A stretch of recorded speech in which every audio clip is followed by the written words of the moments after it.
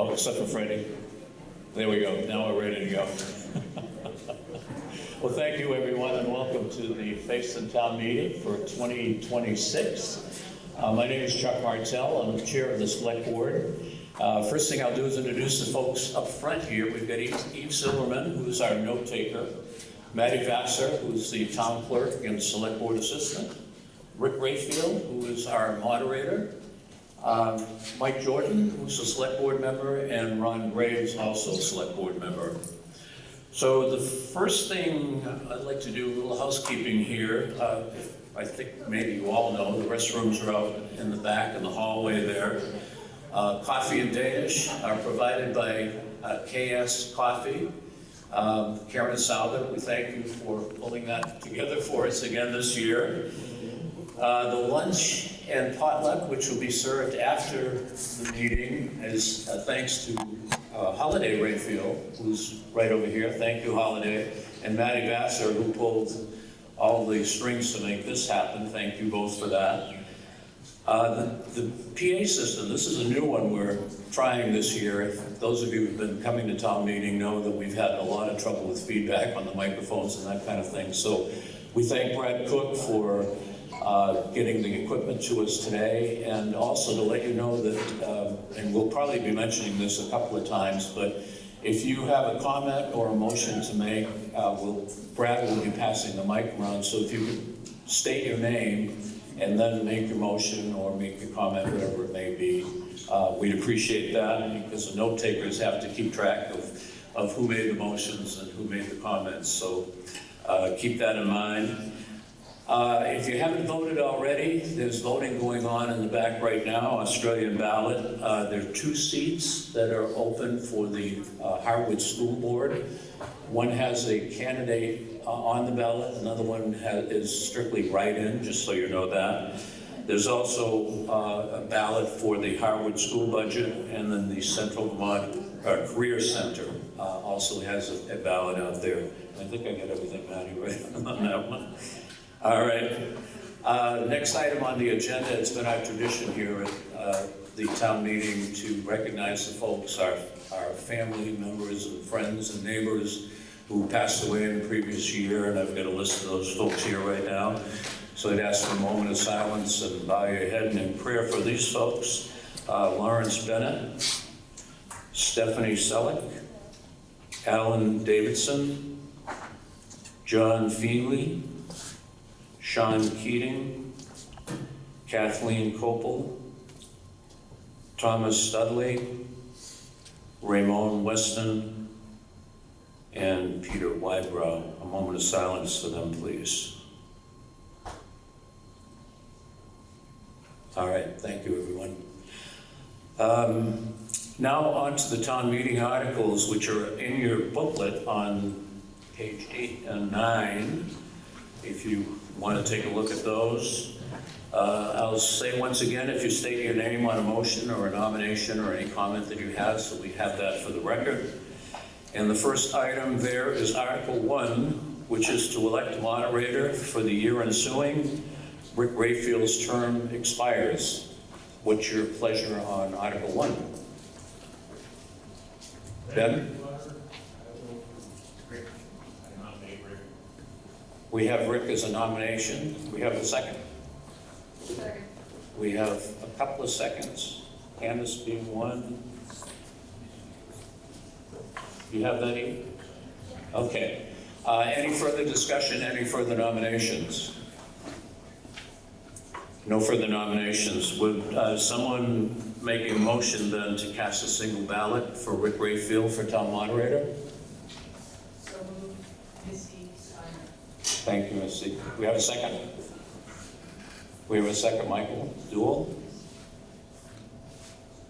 All in favor of the motion to cast a single ballot for Rick Rayfield as town moderator, say aye.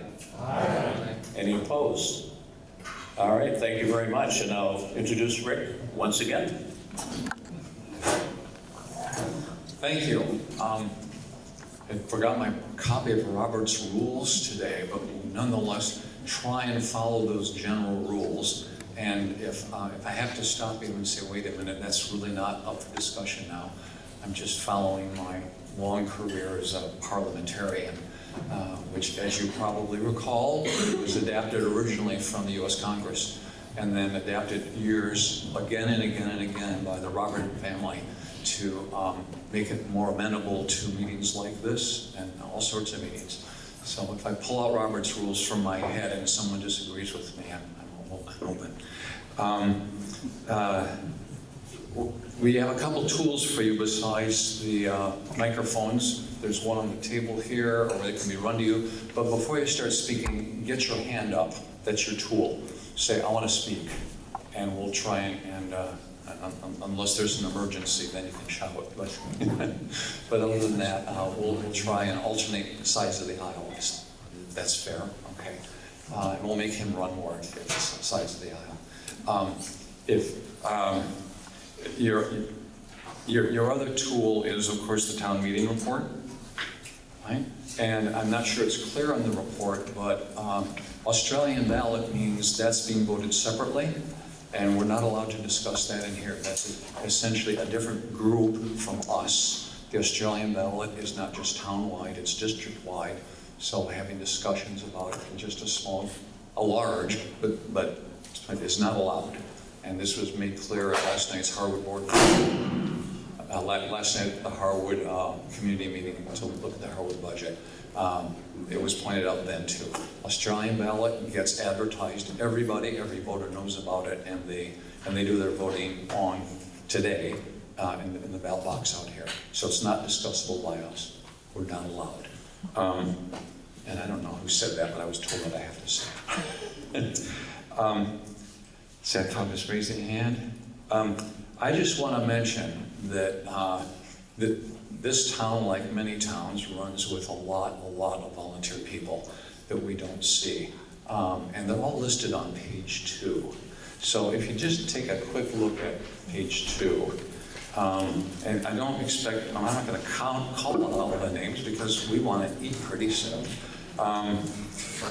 It's really neat to live in a small town, to have this many people doing many different things. This is a really special place. I brag about how wonderful the education has been for my 3 daughters, about the opportunities for using the parks in town, the attention that the road crew gives to the many different variations of the road surface during the year.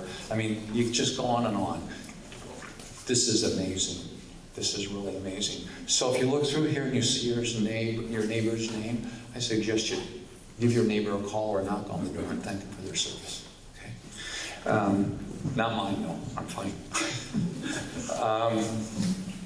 Let's see, where am I at? So, I believe I covered those. So let us proceed then to article number 2.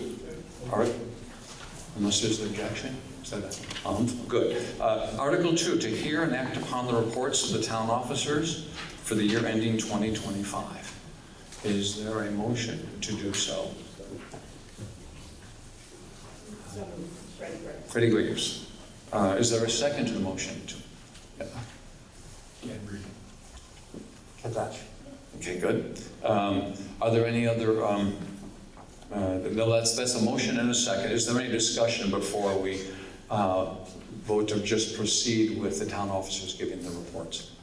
Okay? If you're unhappy with who reports, we can take care of that after they get done reporting. Just when you thought you'd get rid of me, and I'm sure you'll be happy. Okay.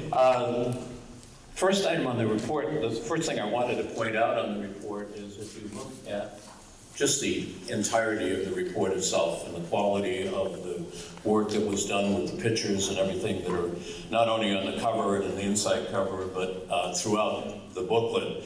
And I'd like to thank Maddie and Sarah and so many of you who sent in pictures that enabled us to do that this year. I think we had a real quality town report. It came out really great. And as you can see, it was dedicated, or is dedicated, to the Fayston Historical Society. And a year ago at town meeting, we talked about this historical society and the fact that they were looking for volunteers. And at the time, it was just Patty Lewis and Zella Levanway that were holding the society together. So we made a plea and asked folks if they'd be interested in joining, if they would. And we had a great response and a great turnout. And so I'd just like to let you know, and it's on the inside cover, but Jared Cadwell is now president. Kathy is the vice president. Andrea Henderson, who I saw here earlier, is the secretary. Patty Lewis is the treasurer. Zelda Levanway and Mike Quinville are both members of the Historical Society. So we want to thank all of them for stepping forward. And also, I know that Jared and Kathy have a couple of things that they'd like to say about the Historical Society. So go ahead, Jared. Thank you, Chuck. And thank you all.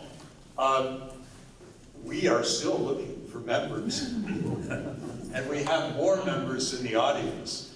Would you please rise and be acknowledged? Members, Freddie, Sparky, Peggy, Kevin, Tisa, Peggy Potter, Andrea. Thanks. But for a mere $5. For a mere $5, you can all join. And in that vein, Kathy is here with the membership forms. We also would love to get your email addresses because we are engaged in an inventory process of an absolute treasure trove of documents, photos, artifacts that are housed in the lower big room of the town hall. Many of you know there's a beautiful set of cabinets. And some of those documents and photos are on display there. But underneath those displays are crates of more photos and more documents and diaries that a working group of the Historical Society is making their way through. And if you're interested in joining us after you join the Historical Society, our next meeting is a week from Wednesday, 2 to 4 o'clock in the afternoon, and we're going to continue that inventorying process. And then our regular meeting will follow. We do meet the second Wednesday of every month at the town hall, 4 o'clock in the afternoon, but as I indicated, we have a work session at 2 o'clock a week from Wednesday. We've been able to win a grant from the Vermont Historical Society to assist us in the inventory and the storytelling that will come out of this inventory process. And I want to thank Tisa Renaud and Patty Lewis for initiating the contact with the Vermont Historical Society and putting that grant together.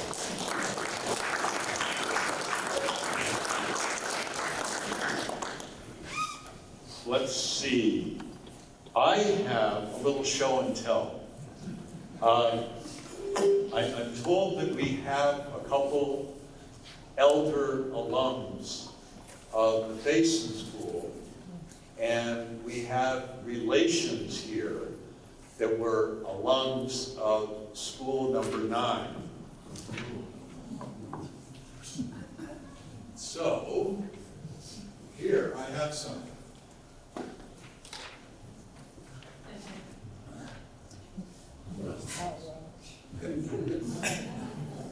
This is the unveiling of school number 9 desk.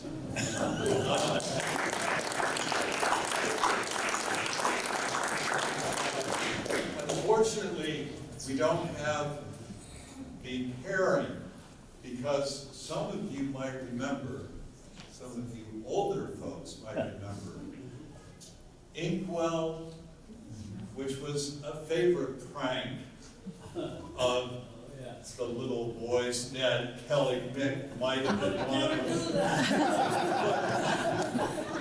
That cute girl who sat in front of him who had pigtails, maybe we dip that pigtail.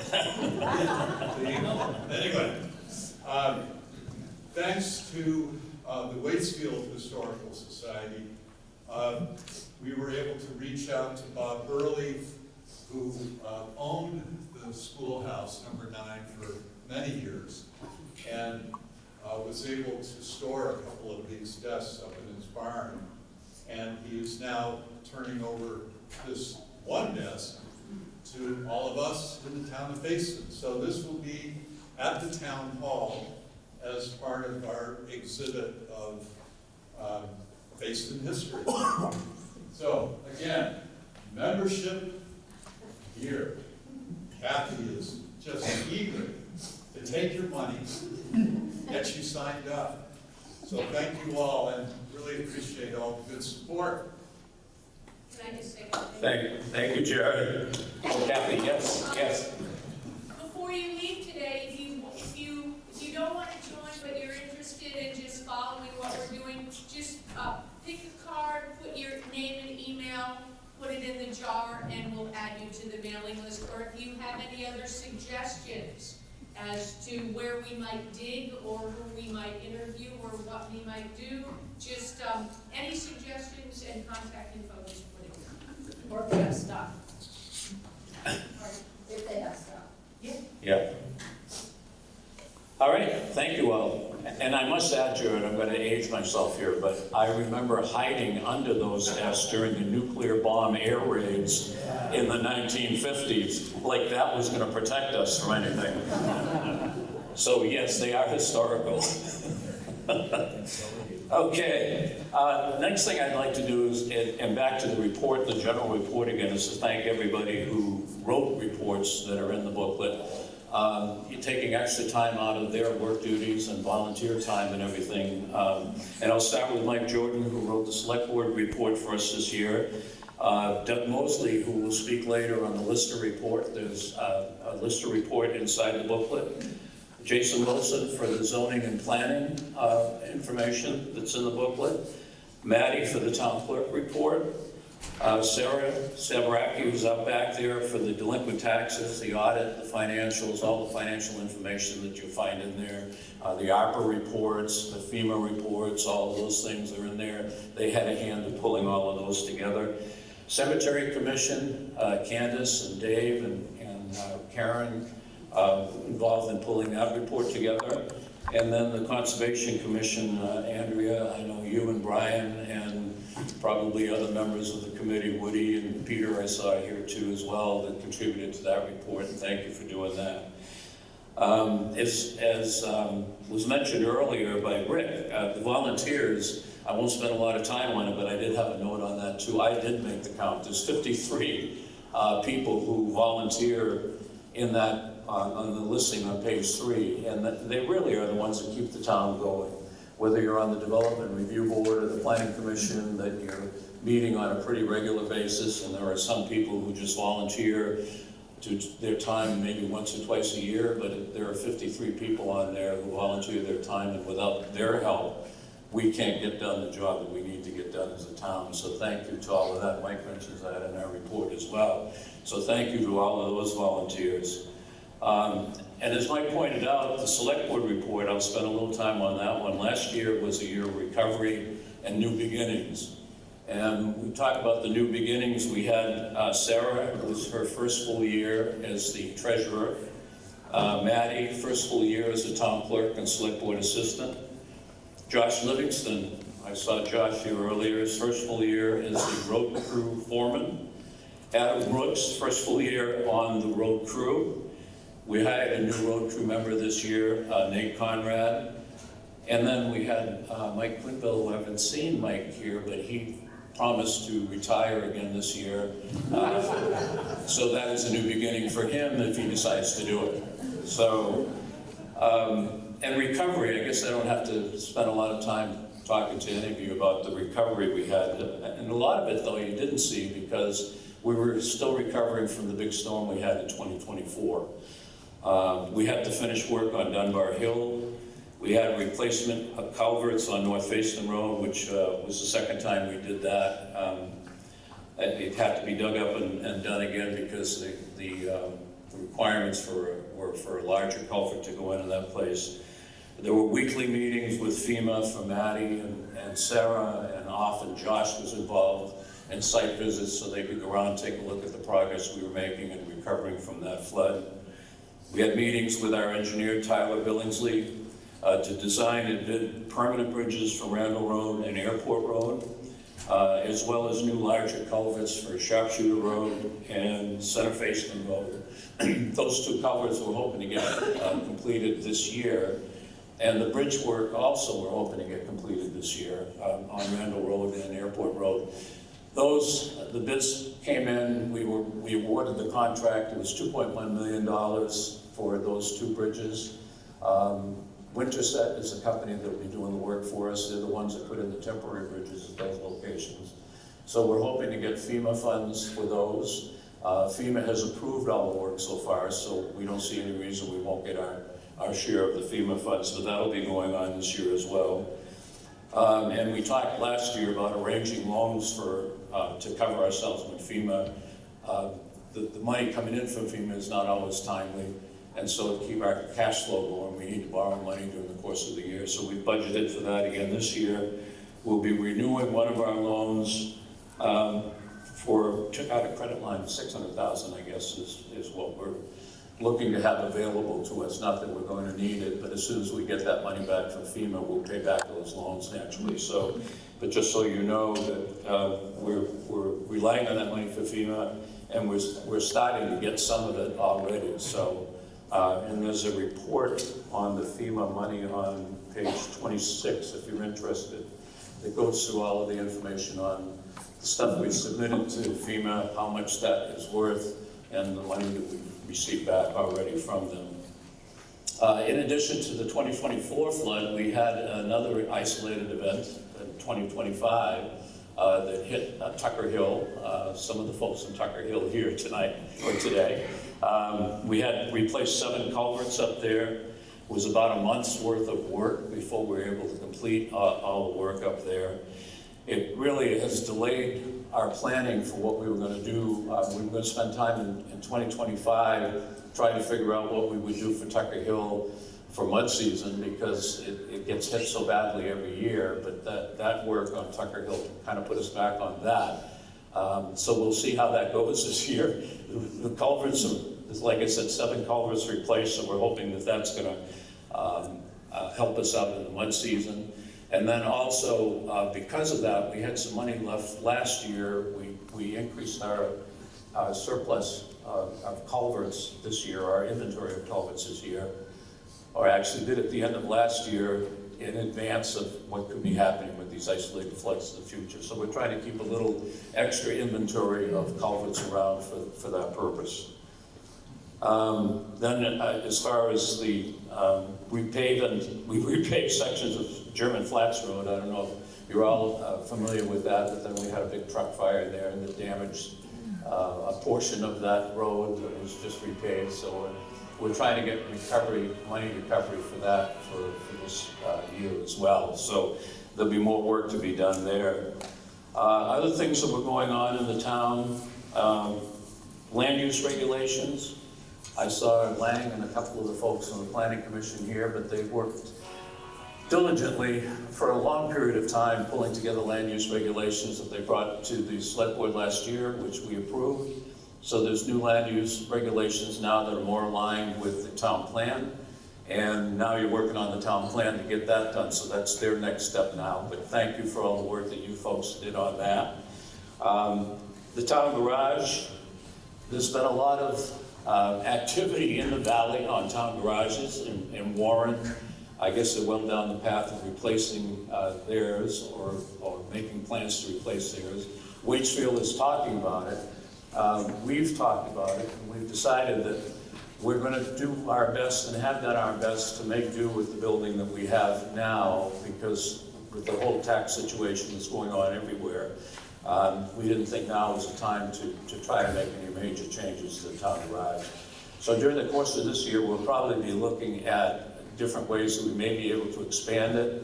Not quite sure how that'll work out, but thank you to Josh and the road crew for cleaning up inside there to make more room to get the equipment in there so we can add to the longevity of the building. Ron Graves has been working with some subcontractors to get insulation put in the building and new garage doors and that kind of thing. So we're trying to make this building last as long as we can.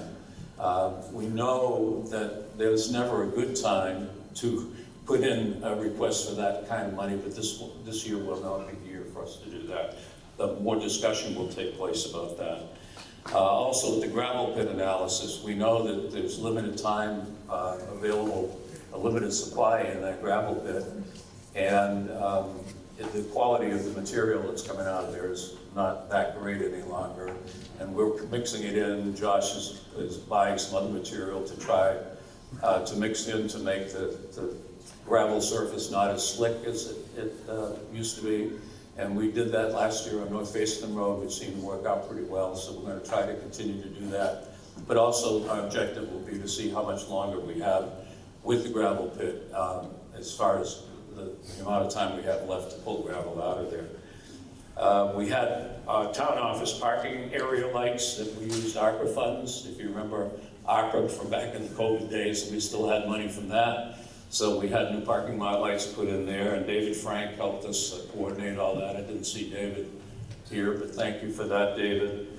The town board meetings are all on YouTube now, so if you folks didn't know that, there's a link on the town website that takes you to the Fayston page on YouTube. So if you're interested in any board meeting, whether it's Select Board, Planning Commission, Board of Abatement, doesn't matter, they're all listed on that YouTube channel for your information. The town budget, we spent a lot of time on that, especially in the fall, and Mike will be covering that under Article 12. We signed a couple of memorandums of understanding this year, one with the ambulance service.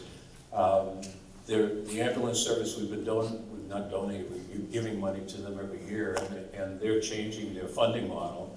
So they're going to be looking for the towns for more support over the years. So we decided that we should have a memorandum of understanding with them for the support they would supply and what the expectations would be from both parties, both the towns and from the ambulance service. So that was done not only with us, but also with Waitsfield and Warren. And then we also changed our culvert policy based on what happened in 2024 with the flooding. FEMA we weren't allowed to charge some things back because of the way the wording was on our culvert replacement, so I won't bore you with the details, but we spent some time doing that. So if we ever do have another event and FEMA is involved, we should be able to get reimbursement for those things. So having covered that, I just wanted to ask one final question, and that is regarding a local option tax. How many of you are in this Waitsfield zip code 05673? So quite a few people here. So as you know, Waitsfield is voting today on a local option tax. If that tax is approved, their target is by July 1st, they'll be charging the 1%, and it involves both businesses and online purchases.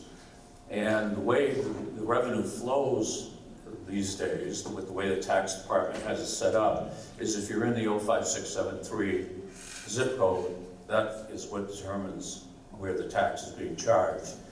So just to make you aware that you'll be hearing and seeing a lot of things happening on the Waitsfield side. If you're a business in the 05673, you can file with the tax department, is my understanding, to get an exemption. If you are a resident and you're purchasing online, they're working to try to get the 9-digit zip code to work so that the last 4 digits identify geographically where you are. To my understanding, that hasn't happened yet. But as I said, we just wanted to make you aware of the fact that you could be involved in some of this taxing until all of that stuff gets resolved. So I guess if you're an online purchaser as well, there's a way to file with the tax department to get reimbursed, but it sounds like a real cumbersome process. So just so you all know that could be happening depending on how the vote goes with the Waitsfield local option tax. And so that is all that I had, which is probably enough. Any questions on any of the reports that are in the booklet, or what I just presented to you? All right, seeing none, Rick. Oh, we do have one, Kevin. Yep. I don't get any microphone. But your last point on your report, thank you so much, by the way. Forgive me for not paying attention, but has there been any conversation with our town government about the opportunity for the local option tax? In Fayston? Right. Yep. Talk about it. Well, so yes. Go ahead, that's just, if you have. Yep. We have talked briefly about it, and what prompted the discussion was what was going on in Waitsfield. So there's a couple of things that are roadblocks, if you will, for us to even begin the discussion. Number one, the tax department won't share information with us about what tax revenues are coming from businesses in the town of Fayston, because there are so few of them. They think that you could identify where the numbers are coming from, and they don't want to disclose that information. So number one, we don't have today access to that information, so we can't even determine what the potential would be for local option tax revenue for us. And then secondly, we don't have our own zip code. So with what I just described, 05673 would go to Waitsfield, 05660 zip code, and revenue would flow to Moortown. And so they need to fix the zip code thing first before we could even consider a local option tax. So our discussion has been more about that stuff. We haven't really decided whether or not we want to pursue anything because of the roadblocks that I just mentioned. So there's been no formal action taken, just informal discussion in our meetings. Thank you for your answer. Okay. Anything else? Yes. I just want to give kudos. I'm here, I work for the state of Vermont, Vermont Emergency Management, and I worked a lot over the past year with Sarah and Madison, and even Patty for that short stint before she left. My job is to help get grant funds after a disaster. Josh, awesome. The road crews did a lot of fast work here, and I have to say, I work with every single town in the state, and Fayston hasn't been involved in many disasters in a long time, but they did an outstanding job. Sorry, my voice is gone. There's so many towns I have to actually drag to the money, to the federal funding, and they were like, what do we need to do next? They were calling me and emailing me, and that, as a taxpayer, that means a lot to me. They have literally milked the federal funding for every little penny that we can get, and I'm super proud. And I just want everyone here to know that, because you guys don't always hear all the good news behind the scenes. You know, whenever we needed to get him out to look at the roads, Josh was right there pulling us around, showing us the damages. Yes, we have a lot of upgrades to do to some of these culverts to meet state codes and standards. Not FEMA standards, but state codes. And FEMA pays for those upgrades, so that's good. They get 75% federal funding for every project. 2 of these bridges are going to be built by December. One of them is like $1.5 million. So the feds are paying 75% of that.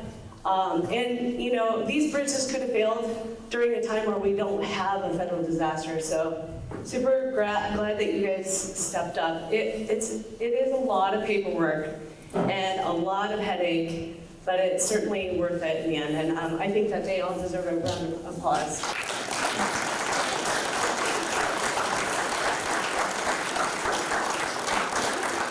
Thank you for sharing that. That's really important information, because we would probably not get any funding for a lot of these things if it wasn't for the behind-the-scenes work that takes place at the town office. So thank you for that. Anything else on the town reports? All right, Rick, you're on. That means you're on. Let's see, that was Article 2. Let's look at Article, we're going to hear more from the town officers when we actually discuss the budget, in case you're wondering, at Article 12. Then Mike's going to give us a line by line on the budget. So are there any, let's see, that's, anyone demanding a report from any of the town officers at this point who haven't volunteered to report? Did you want to hear from the listers now or later? Now. Thanks, Doug. I'm self-employed, so I'm going to It's my one opportunity to say something to a group of people. You can't walk away. I don't know if we'll get this right or wrong, but Goes out of there too, if you want. all right, I can't decide if my glasses are enough or not. But all right, so just quickly for the listers, you'll be voting later for a lister. Kirsten Savage will not be running again. Kirsten's been a tremendous help the last 4 years, doing a lot of stuff that I'm not that good at, and I really appreciate all of her assistance. She's moving on, so that seat will be up for election. We have advertised it. If somebody's really interested, there's going to be an opportunity to be elected as a lister. If you're not fully committed to something like that over 3 years, the select board is authorized to appoint somebody after town meeting. If somebody is interested in talking to me about that, feel free to reach out to me. The job does require some know-how that training's provided for. But if you're not certain, I wouldn't run for it. If you're certain, you can run for it. And if you're not certain, just give me a shout. We can talk about it. And that position is one that can be appointed by the select board later. But I wanted to thank Kirsten. I'm not sure if she's here or not, but I wanted to thank her for doing a really, really helpful job and a good job over the last 4 years. Kim Laidlaw is still technically a lister. She kind of got arm twisted into it at town meeting last year. She wasn't planning on rerunning, but she is still in that role. So legally, we do actually still have a legal board of listers. The reason this is important is because a lot has changed. This has been a very busy year, and the town of Fayston, among several hundred other small towns in the state of Vermont, is going to find themselves at a crossroads very quickly with regards to the work that the listers do. If you're not certain what a lister actually is, we are assessors, but we are elected. A lister is an elected appraisal official, whereas an assessor is an appointed official. Towns that have assessors have usually voted the listers out, or have decided that they're looking for a more professional approach to assessment of properties, and so the listers stand more statutorily, and the select board would then hire a paid assessor. State of Vermont this year, well, backing up to last year, Act 68 of 2023 essentially authorized a study that allowed them to look into what some of the appraisal problems were, mostly caused by the pandemic, but some caused by other problems. And out of that came this study that recommended that we basically codify the training that listers are currently able to do voluntarily and sort of make it the law. Essentially, listers now have to be trained as assessors. Assessors have to be trained as higher level assessors. And it's a lot of training that's required now. You can be elected duly, but then must do quite a bit of training to hold these jobs. And so the job is becoming more and more complicated. And it's making it harder, not easier, to find assessors. And I do believe that sometime soon, the town of Fayston, amongst many others, will probably be looking into needing an assessor rather than a lister. Towns that have assessors love having assessors. Personally, I believe that being able to vote your listers out if they're not doing a good job is not a bad thing. You know, you can get rid of assessors too, but you have to start with these guys over here. And so anyways, the The law has changed, the job is becoming more complicated, and there's no easy way to say it, that assessors are expensive. Most towns that have assessors are paying anywhere in the neighborhood of $50,000 to $100,000 a year for their services. They work remotely, they generally are not in the office. They're not your neighbors, they're not the people that you know and hopefully trust. So if you're interested in maintaining an office of the listers rather than an office of assessor, we do need to find people who are interested in doing this work. I happen to enjoy it. It fits nicely with a job that I actually do professionally, and it allows me to participate in this process with the town. But it is an elected position, and it is hard to find people to do these jobs. If you've ever had me in your house, you know that I'm there to measure and update your records, and by update, we usually mean your value goes up, and if your value goes up, your taxes go up. So I understand that this is not always the most popular job. I think we do a pretty good job of being fair, and I would like to see the office of the lister continue in Fayston, but it will require at some point, whether by appointment or election, for somebody to step up and start learning this work. And that's pretty much that. To the report, quickly, you can just read about it, but essentially where we're at is that our common level appraisal now about 47%. For people who've been listening to this over and over and over again, that essentially means that based on representative sales over the last 3 years, our homes are worth about 47% of fair market value. Your assessed value is supposed to reflect fair market value. The common level appraisal basically allows the state to adjust that for tax purposes. So we divide your property tax value by 47% and kind of gives you a rough idea of what your actual assessed value would be. That's what you're really being taxed on. The reason I bring this up is because everybody is very afraid of this reappraisal that's coming up. The reappraisal most likely will bring your property up to actual fair market value. So if your house is $300,000 and you divide that by 47%, it brings it up to, the math is in here. That's what you're being taxed at. In a reappraisal, if everybody's values go up and the town's spending stays relatively the same, your taxes should also remain the same-ish. I mean, nobody's taxes stay the same, they all keep going up, but that is not because of these guys, it's because of a funding mechanism for education that is kind of beyond our control. So, broken. So that is that. There's going to be an election later. Nobody will feel personally harmed if you don't want to run, but if you are interested, please do come and talk to me. We can squeeze by for another year as we are without a third lister, but it would be nice to at least get somebody involved in that, so please just give me a call if you have questions about it. And I think that's pretty much it. We thank Fayston. We didn't really talk about that, but it's in the report, so I think that's just about it unless there's any questions. No questions.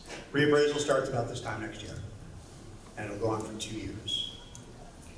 How's that? All right? Thanks.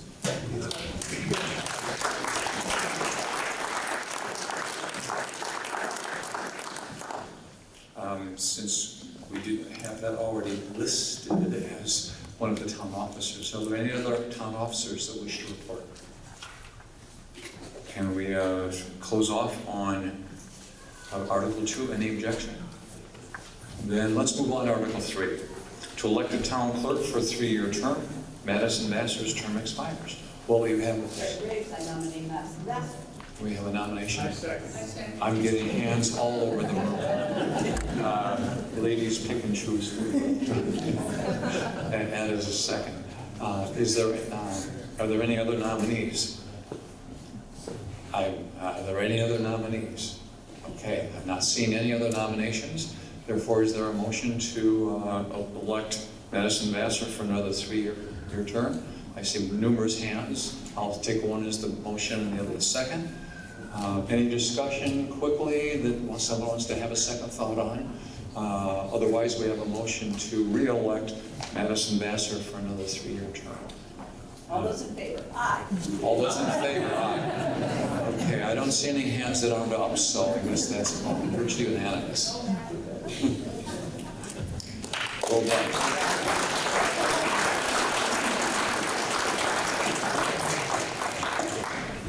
Ned, if you don't take that as an applause and approval of your past work, you'll probably take that as major thanks as well as confidence in your future. Thanks. I'm not sure we should give her a chance to give a lecture, but she doesn't want. I think it's Sarah can come in here. Nothing like a team worker. All right. We're on to Article 4, I believe. Okay. To elect a treasurer for a 3-year term, Sarah Stavrakis' term expires. I nominate Sarah Stavrakis. And a second. Any other nominees? Hearing no other nominees, is there a motion to elect by acclamation Sarah Stavrakis to another 3-year term as treasurer? I'm seeing numerous hands. Like for this. And who is the second? Who is a second? Candace, yeah. Okay. We have a nominee and a second for Sarah Stavrakis for another 3-year term as treasurer. Are there any nominations? Any additional nominations? If not, is there a motion to elect her by consent of everyone present? I think we have that motion. Yeah. Well, we voted it. All those in favor of the 3-year term? It's virtually unanimous, and I declare a vote unless there's an objection. I so declare. Sarah, thank you for your work.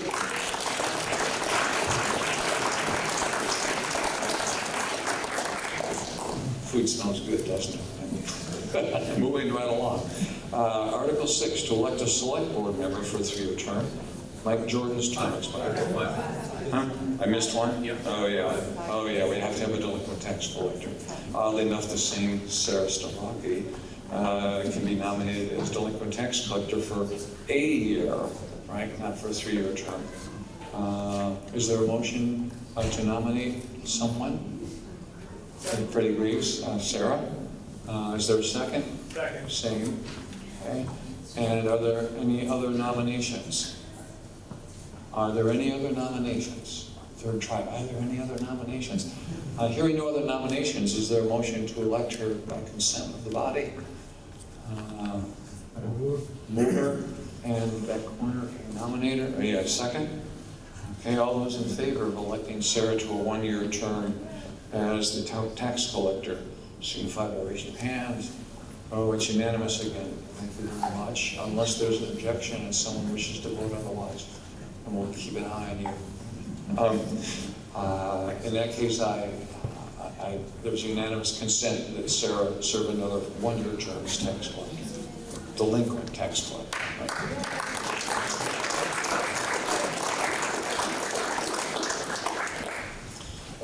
Article 6, now we're there. To elect a select member for a 3-year term, Mike Jordan's term expires. What would you have with this motion? Nominate Mike.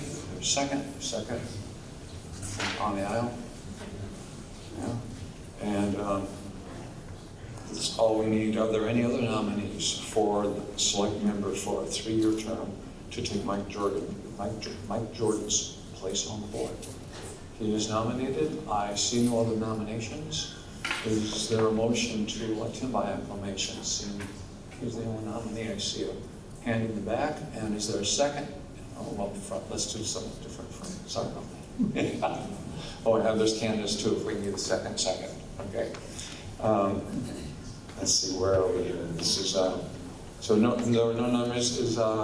There's a motion with a second to nominate Mike Jordan for a 3-year term by acclamation. All those in favor? Aye. Any opposed? It's unanimous. Good work. Thank you, Mike.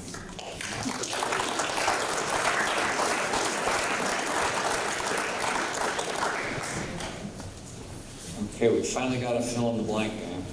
Article number 7, to elect a lister for a 3-year term. Kirsten, and I'm mispronouncing her last name, is it Andrea? Is there a vowel on the end? Her term expires. I have a note here that Kim Laidlaw is continuing as a lister, so don't nominate her. She can't do two. Or am I mistaken on my note? No, that's correct. That's right, okay. So we're looking for someone to be nominated for a 3-year term as lister. Oh, it's so much fun. I get to see what people have in their houses. And you're really helping the town out by making all of our tax dollars fair, because things are getting listed fairly. That was a good speech, wasn't it? I didn't expect to have to make that. Doug, what do we do without a nominee? I think if nobody wants to run, then there's no election. And I'll remind people that they're welcome to call me and talk about the job and try it out for a year if you're interested in doing it by appointment. Okay, so there isn't a possible appointment process. I mean, to be clear, there are people who are willing to step into the role to kind of fill the statutory obligation that we have, but I do think that it is best to have a duly elected board. And if somebody wants to be appointed by the select board, learn the job for a year, and might be interested in continuing on, that would probably be the best case. Can you give us an idea of the time commitment so people can? It's about a day a week throughout the year, and then a couple of sort of required statutory types of events. There's some site visits that are, you know, you can kind of schedule along those days. But basically a day a week. Right. Up And to the 200 pay? hours a year. Volunteer job or a paid job? It's a paid job. Okay. Good pay? Well, It's okay. I don't see anyone raising their hand that wants the job yet, so I try to. It's so not, it's, you know, the pay is commensurate to the extent. People, if somebody comes with a lot of experience, the pay will be a little bit better. But they should just call. So if there are no volunteers or nominees now, we'll have to pass over this. But you should know that if you know someone who might be interested, they should probably get in touch with Doug. That there is a paid town job available that would make all of our taxes probably better, safer. You can be more confident. So it looks to me like we need to pass over this motion. Is there a motion to pass over? Motion to pass over. And a second? Second. Okay. Any discussion of passing over? One last chance to grab that job. Okay. All those in favor of passing over Article number 7, electing the lister? Any objections? It is unanimous, and I so declare it. Okay, it's fun to declare. To elect, Article 8, to elect second constable for 1-year term. Chris Griffin's term expires. Okay,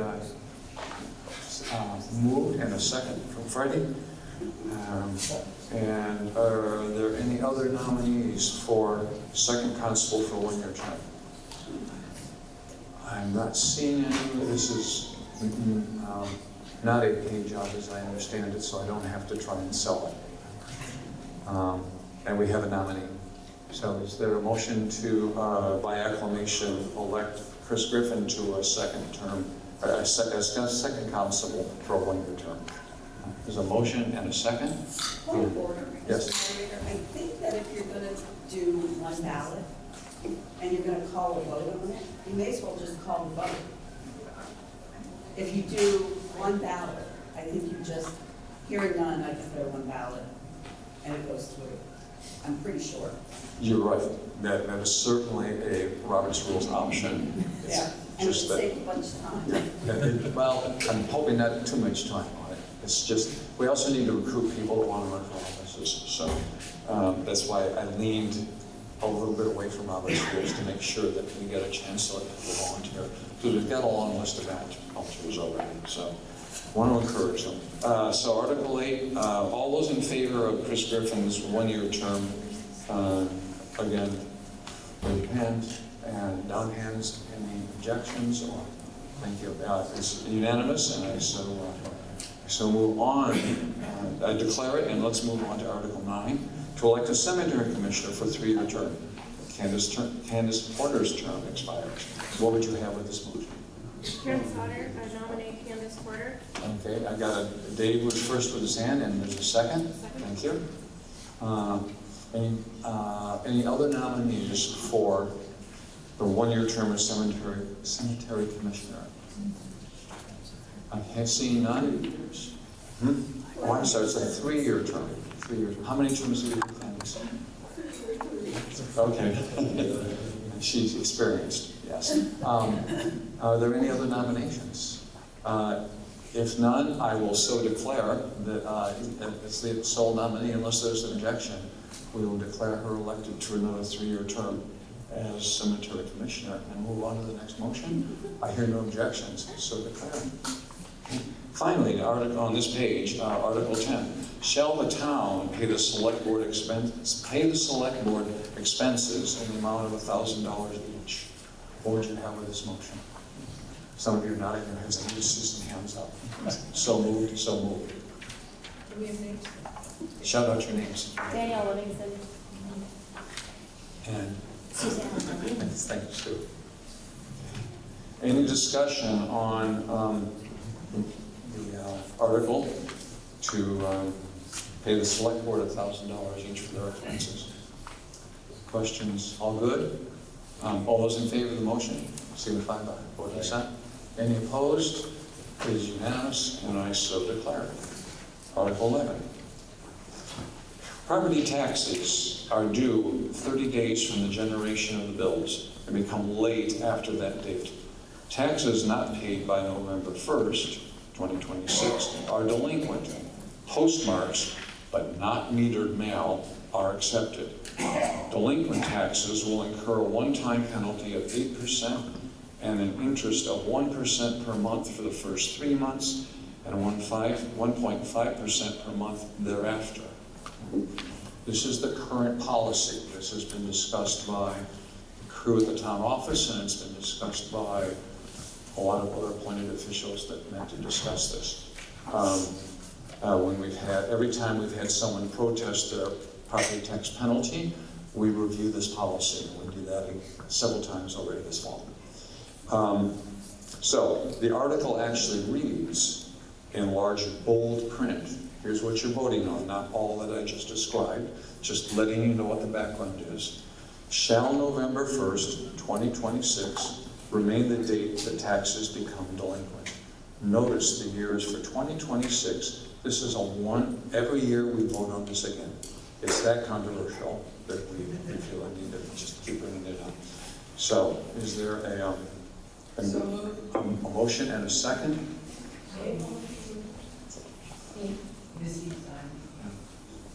And a second? Back corner. Good. Okay, now we may discuss the motion. Any comments on the current tax delinquency process or the penalties?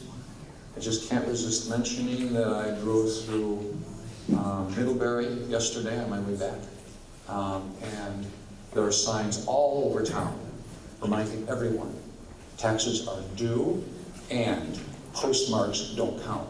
The money has to be in the town clerk's office. So it's just this is an issue all over the state. So if you're wondering why I'm sort of sitting on it for a minute to make sure you're aware, it's been an important issue in this town, and it's been an important issue statewide, is how and when we collect taxes. Okay? Are there any comments or questions? Just something to think about with the post office lately. If you are waiting until the last little bit, you want to make sure you walk into the post office and get it stamped, because they're no longer stamping the mail right in Mansfield. Like, we all went to Connecticut for it stamped, so the date could be the next day. You can't assume you'll get a postmark even when you take it to the desk. It's going to be good for you, especially for last time. Yeah, thanks, Maddie. These are often painful discussions because it can be a large amount of money to people who don't have a large amount of money. Okay? So thank you, everyone. We voted that too. Okay, Article 12. Okay. No, we did not. We didn't take a vote. Okay, so all those in favor of November 1st, 2026, remaining the date to the taxes become delinquent, a raise of hands. Okay, down hands. Any opposed? I see no opposition. I still see no opposition. It is a vote, I so declare that it passed unanimously. Article 12. Shall the voters authorize total fund expenditures, so quick, count the decimal points. 2,122,000, I'm sorry. Yeah, 122,254 cents, of which 1,648,576.54 cents shall be raised by taxes, and 473,449 by non-tax revenues. Where's Mike? Right, so moved and second across the aisle. Okay. I understand that Mike, the select board, would like to speak to us on what all this means. Great.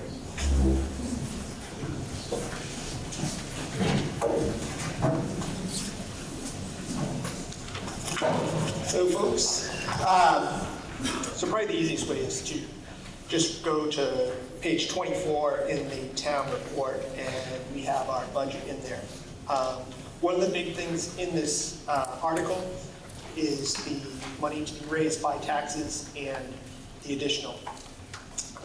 This year, overall, our expenses for the town are up by 15%. And we have offset this with one-time money to reduce it to 0.02% of an increase. So that's the big overall picture. I would like to go through the budget where we've seen changes, either greater or smaller, or there are specific reasons why they're there. We really tried to level fund a lot of these budgets. We've been doing pretty well on them year over year.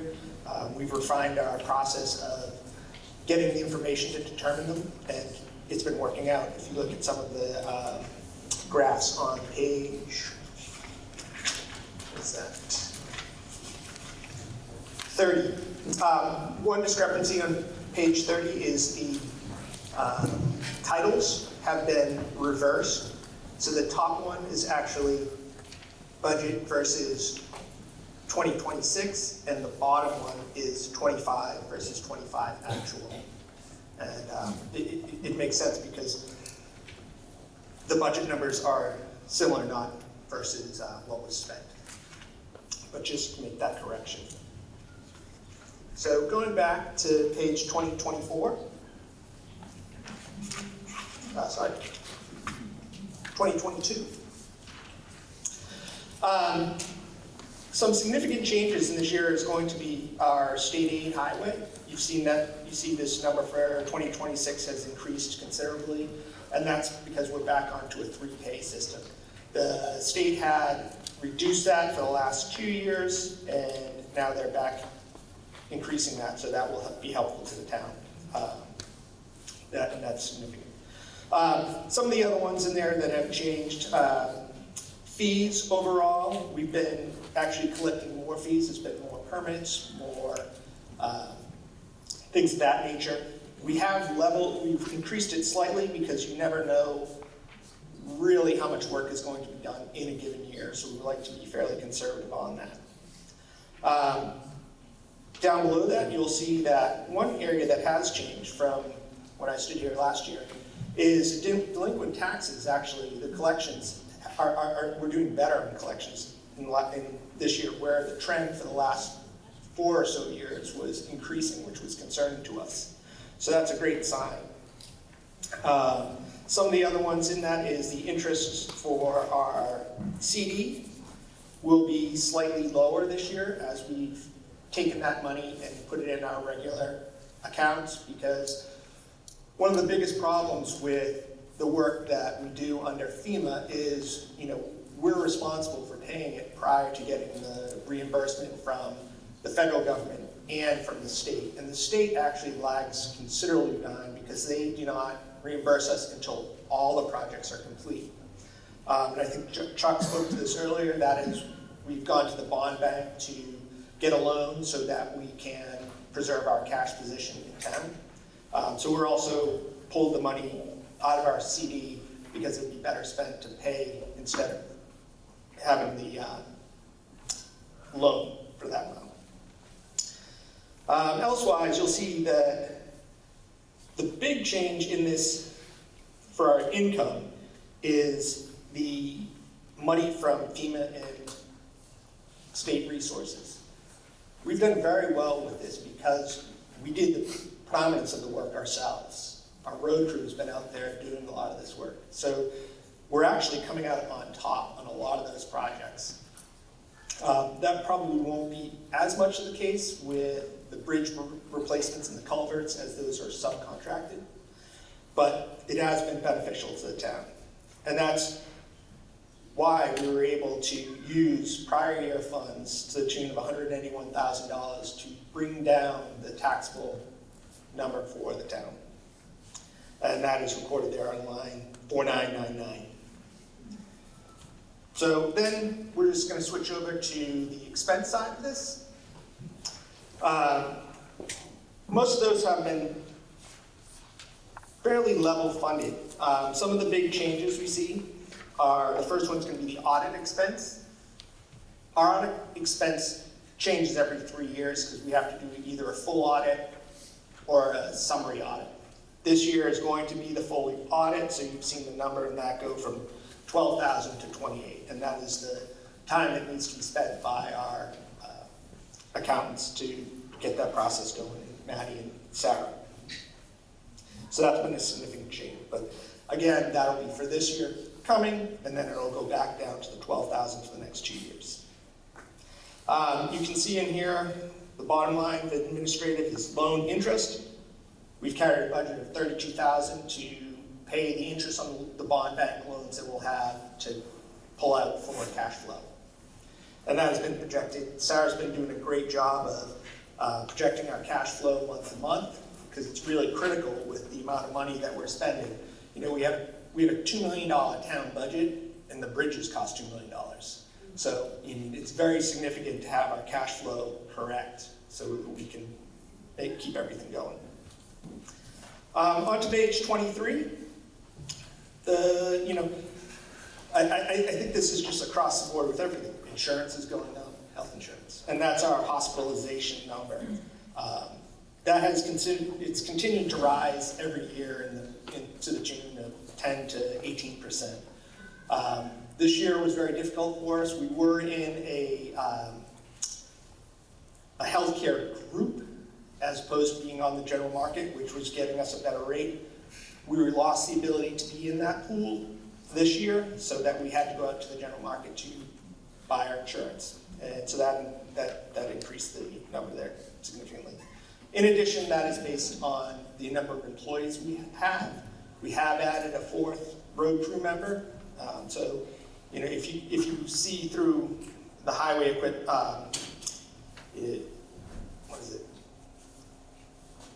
highway salaries and insurances, those numbers all go up accordingly to our payroll. Most of the others under this are they're either controlled by an additional employee or just general inflation. As you go down further, highway equipment, we are level funded predominantly. There are a few things that have gone up under repairs and under tires, but those are also kind of one-off things. We're doing well with reducing those line items by moving to a 7-year replacement cycle on our trucks and sticking to our replacement schedule on our heavy equipment. We really find that it's better spent having equipment that's under their warranties than going out and fixing them. Continuing down, highway salaries have gone up to some degree. That's also raises and another employee. Two of the next ones down on highway supplies that have increased is both sand and salt. We've been having a very, very difficult time this year acquiring salt. And that's statewide, basically. There's very few sources coming into the state of it, and everybody's clamoring for it. So we continue to have to wait and use sparingly as we get by. The sand, we have been adding an aggregate material to our existing sand from the pit, which has been helping out. Chuck alluded to that earlier. We're going to continue doing that because it makes a much better surface for the roadways, and it actually keeps them together longer and less greasy. Moving down, insurance has also gone up considerably, but it is just what the market rate is.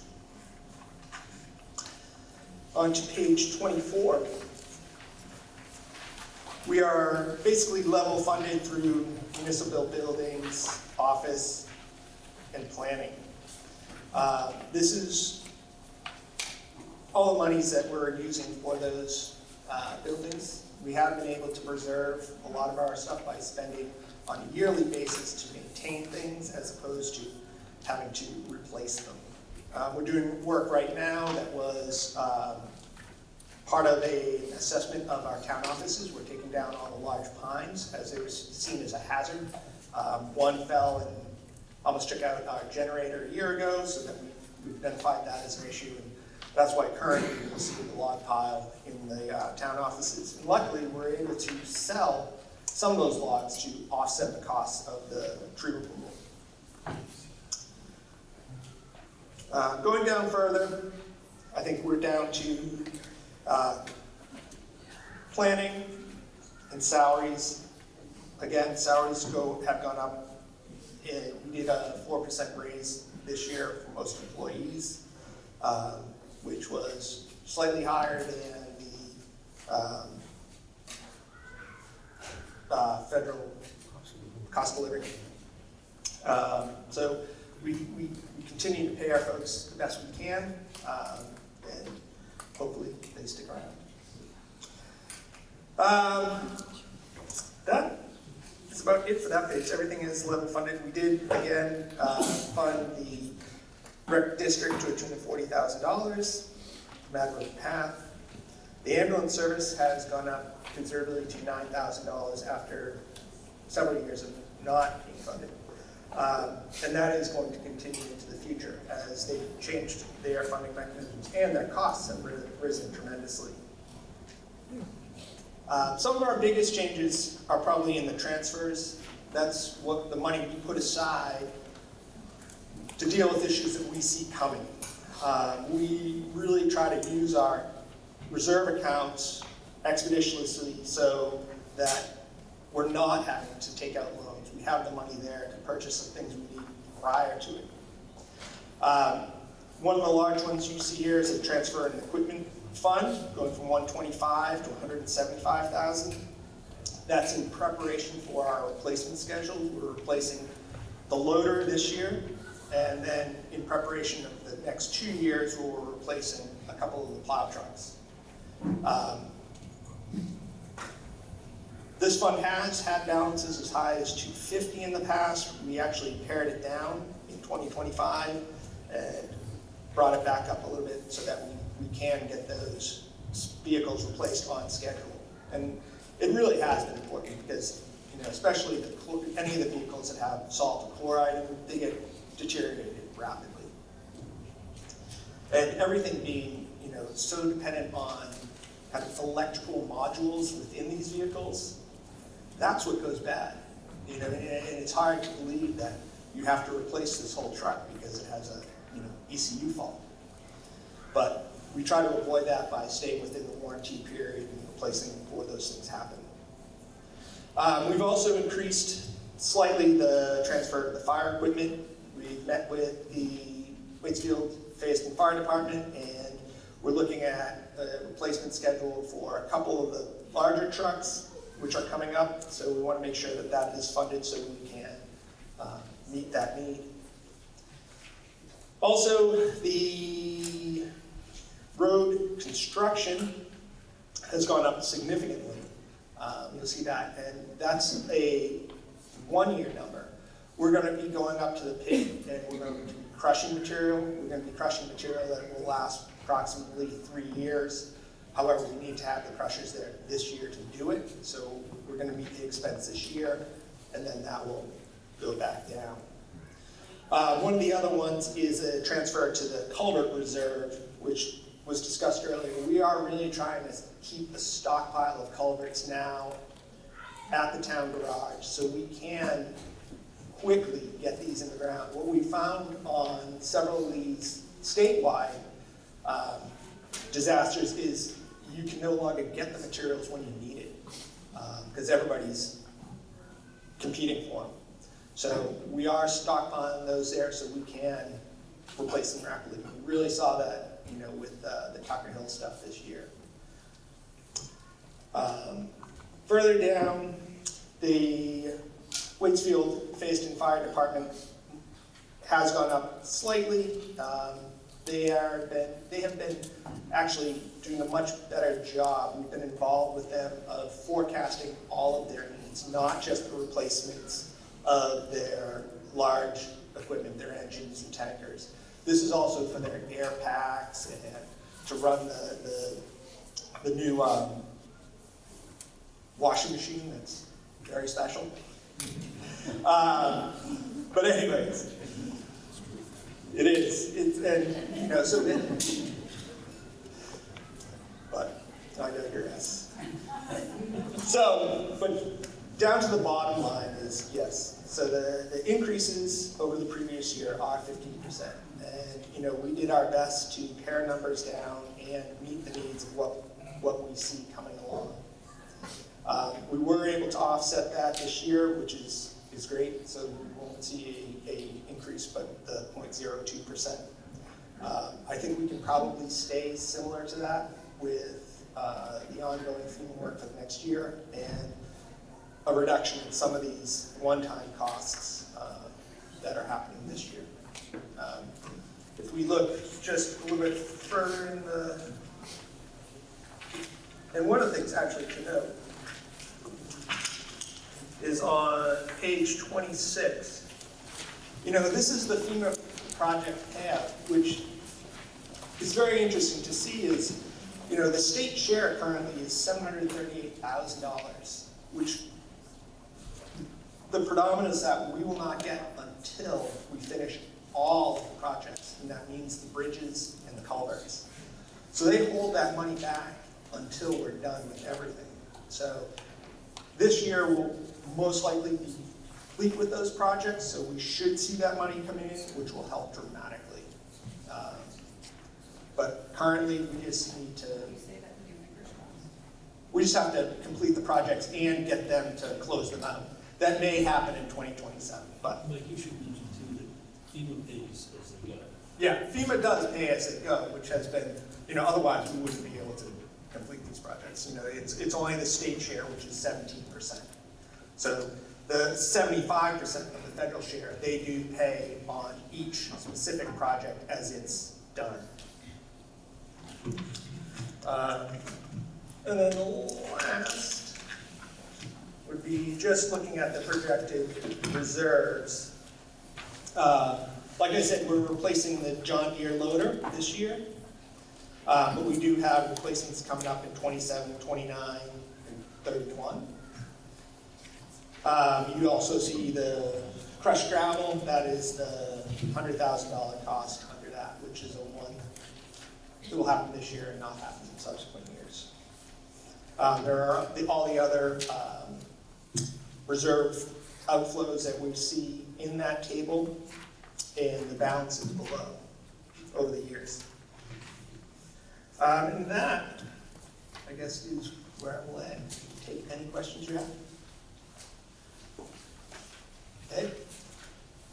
Do you guys foresee a fund balance for next year?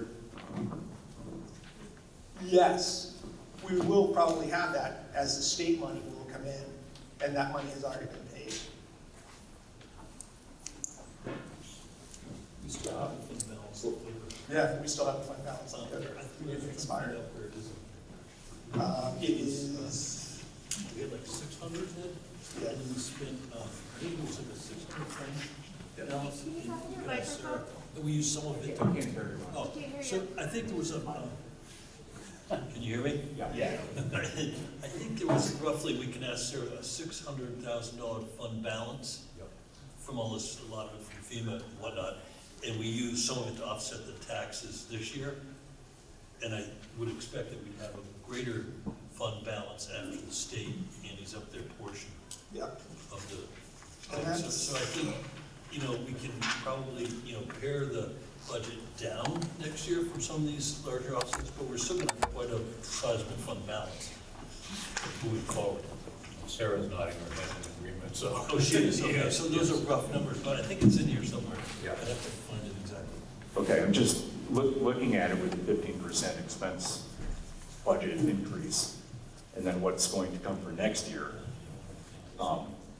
If there's not something to buy it down, it's going to be a enormous increase. So there has to be something to buy it down, or it's gonna be like a 30% increase on our tax rate. Correct, By but buying they're that. also, in this year, we're seeing some one-time fundings that won't happen next year.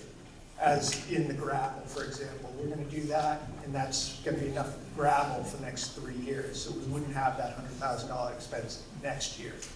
So that would bring that rate down. Where is that? That's on,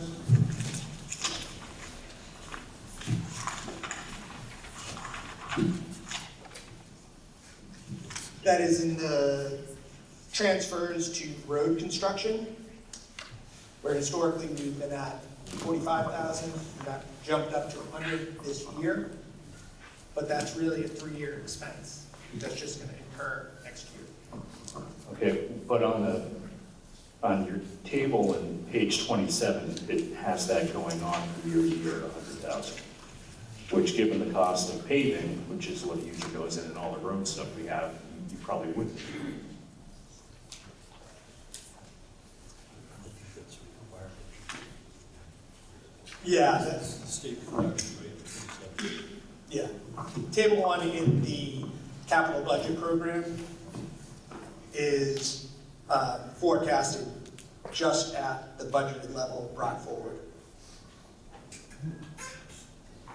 If you notice, all the numbers are the same. Right, no, I see that, and I guess my concern is, well, my concern is that it's going up 15%, and that it's going to be another, even if you looked at it conservatively, and if things went up 3% next year, which it won't be that much, it'll be more than that because of the way insurance and everything. And you can't take this stuff out on the backs of employees. That if there is not a fund balance,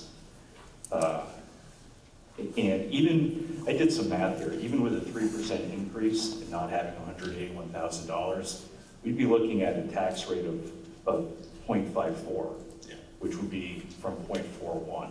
Correct. That's a 30% jump. So, I mean, we can't predict 2027, but we kind of can. So we would have to be looking at a very large fund balance. And I would feel personally a lot better voting for this if I knew that existed.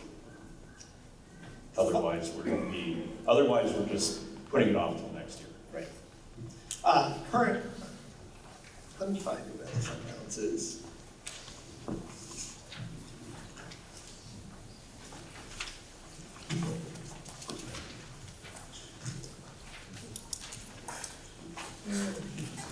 I apologize to everybody for being Debbie Downer.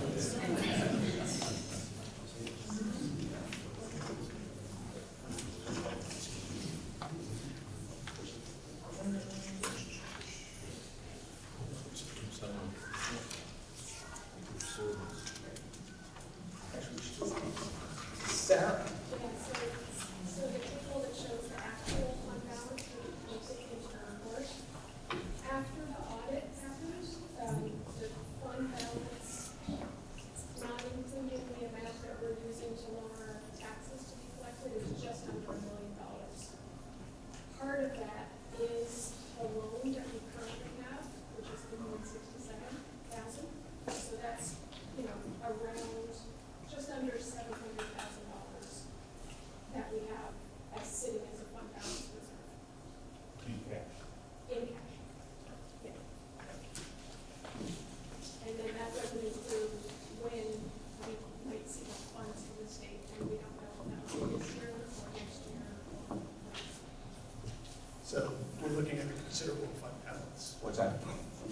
So, About 600,000 fund balance, if you factor in that at some point we've got to pay the current loan that we do have. We know we're gonna have to take out a second loan.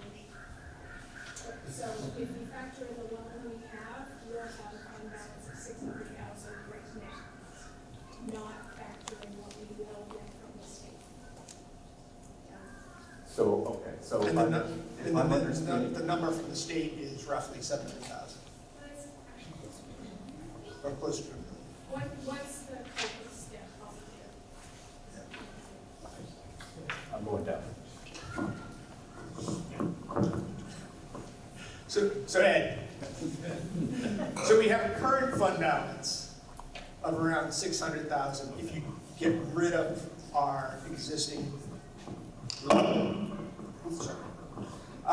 And then the state funds that will come in for the 17% share of the FEMA projects, which will most likely hit next year or in 2027, is approximately another $1 million.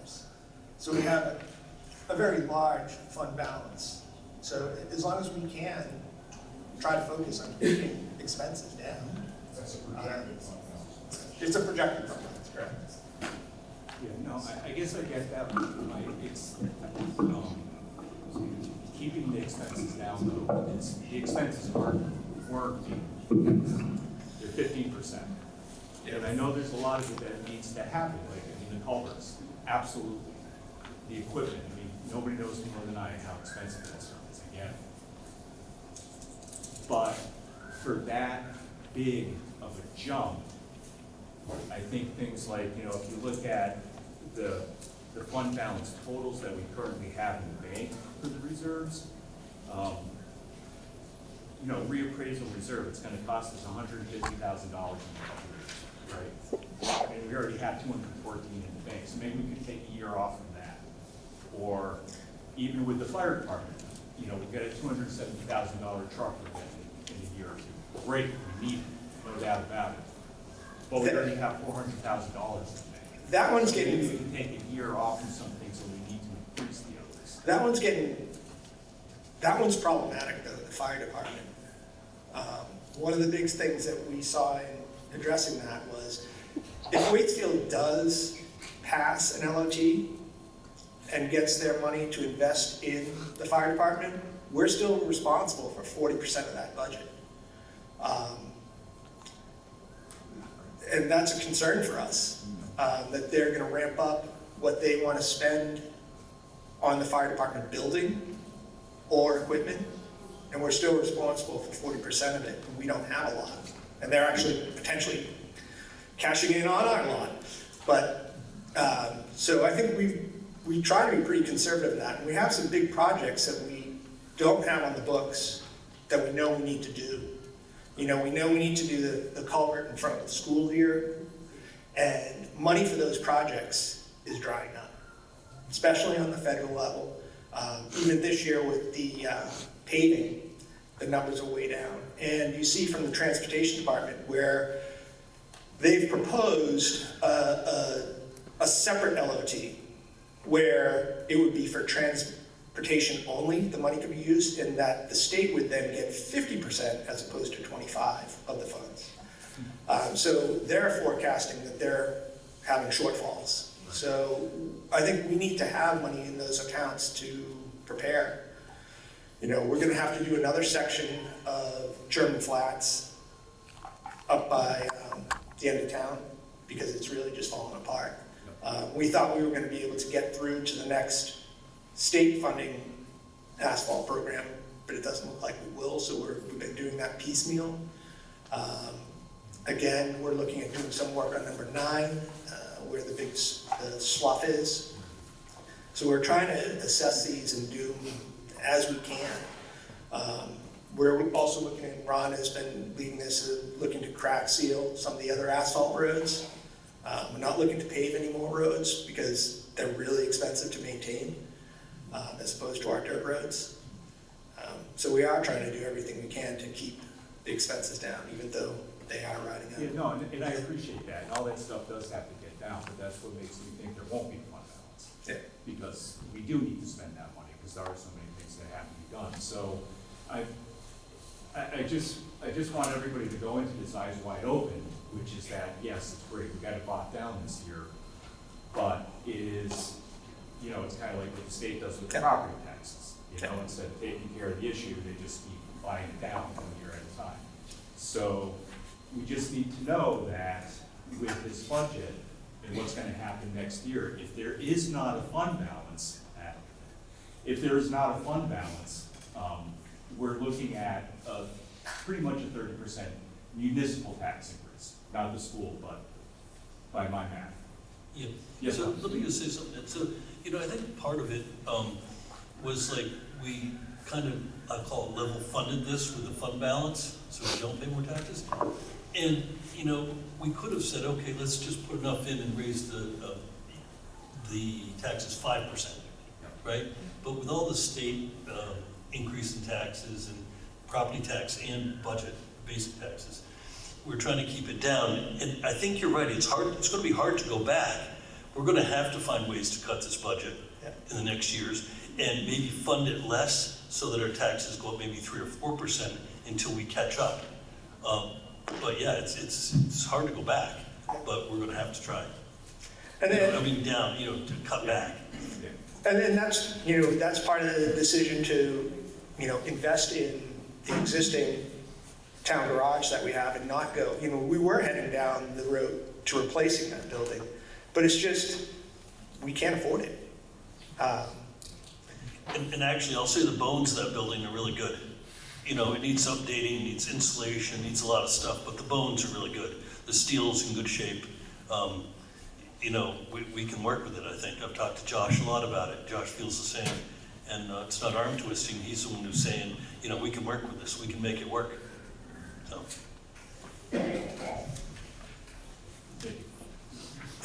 Any other questions? I have a couple of road questions. What is the new road material, gravel material, and where are we getting it? And then my other question is, so where are we getting this new gravel aggregate material and what's it made of? And the other question is, are we repurposing culverts when we replace them? You know, not damaged ones, obviously, but you mentioned a stockpile. So the material that we're currently getting is a granite aggregate product. Josh, where do we get it? Most of it came out of Northeast, out of Granite Mill, or McCullough's out of Barrett. Yeah. So the nice thing about it, it's a very angular material. So it sets up with the silty base that we have very well and stabilizes it. And then repurposing culverts. The culverts that come out are typically recycle value only. The majority of them are usually damaged, rotted, not good to anybody. The steel culverts that get replaced that are rotted, we turn in for scrap price. So we get some money back. Plastic ones we have to pay to get rid of and recycle. Yeah. And that's part of the reason we stopped, or because of their non-longevity, we actually reverted to all aluminized steel culverts and no longer put in the plastic ones. So there's only a few years that we actually put those in. Any other questions? Hi, I want to talk about the donations on page 31. I thought it was really great that we started out looking at an artifact from the number 9 schoolhouse. And I don't see anything, and do I see the number 9 schoolhouse as something we're contributing towards? And my understanding, and I'm not an expert, is Kevin still here? Is that that's going to be used as a community space here in Fayston? And I'd like to know why there's no support of that unless I'm missing it. There is not a donation to that. And how our donations work, and we've been discussing how we'd like this to change in the future, is these are only of folks who ask and present their requisite financial information. So an ask didn't come in time for this year for the number 9 schoolhouse. So, Kevin should probably, get on it to us. And, it is interesting over time. We've been really looking at some of these issues of whether they're reserve accounts, whether they're donations, or whether they're a line item in our budget. And we've really tried to move a lot of things to line items in the budget, which are on a yearly basis and aren't just accrued over time and not really dedicated to a specific task. An example of that is the Conservation Commission. We've moved, as opposed to a reserve account, to an actual line item, and you'll see that line item has gone up this year because we're no longer funding that as a reserve. We're funding it as a year-to-year line item. Any other questions? Yeah, I'm Dave Quinville. I have a question. I hear to the grapevine you're going to buy a new loader, which I don't have a problem with. The problem I have is, from what I hear, you want to get 2 buckets with it. You farm out all your crushing, so you're going to tell me you need a bucket with teeth to take the gravel because somebody else does that for you. And that's a $10,000 expense. And do we need it? Not my eyes. We got a York rake 2 years ago that we didn't use. So you got to cut dollars somewhere, you must start. Yep, I'll have to review that.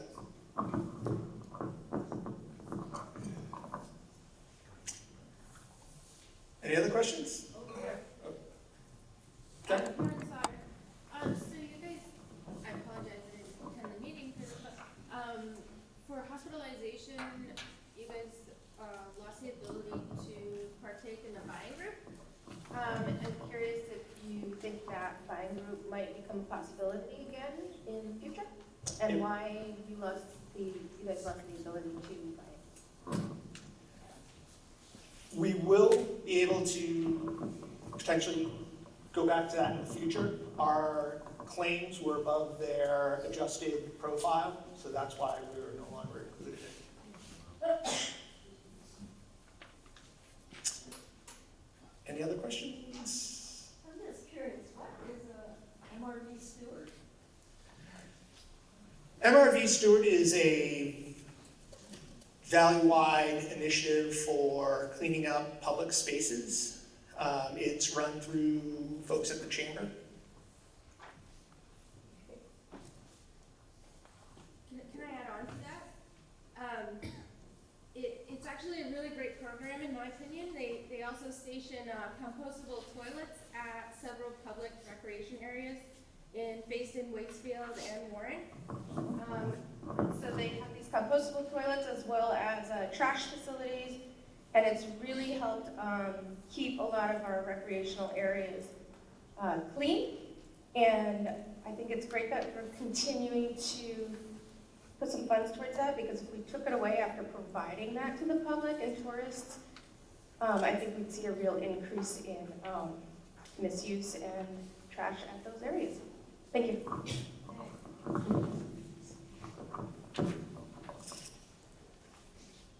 Any other questions? Shane Mullen, I noticed I noticed that on funding for the Mad River Path last year was $4,000, and it is zeroed out in this year. I just wondered if there's any discussion on that point. They actually didn't request any funding from us. Oh, all right. The 4,000 was the initial funding to do the valley-wide study, which they completed. Now they're looking at doing a few sections this coming year, both in Warren and Waitsfield, and they made asks for both Warren and Waitsfield. They did make a presentation to us, but did not request any funding. Any other questions? Seeing none, I'll give it back to Ray. Thank you, Mike. A lot of good work.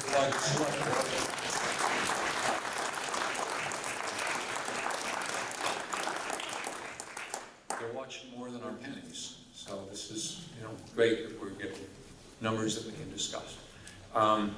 We do have is Article 12 then.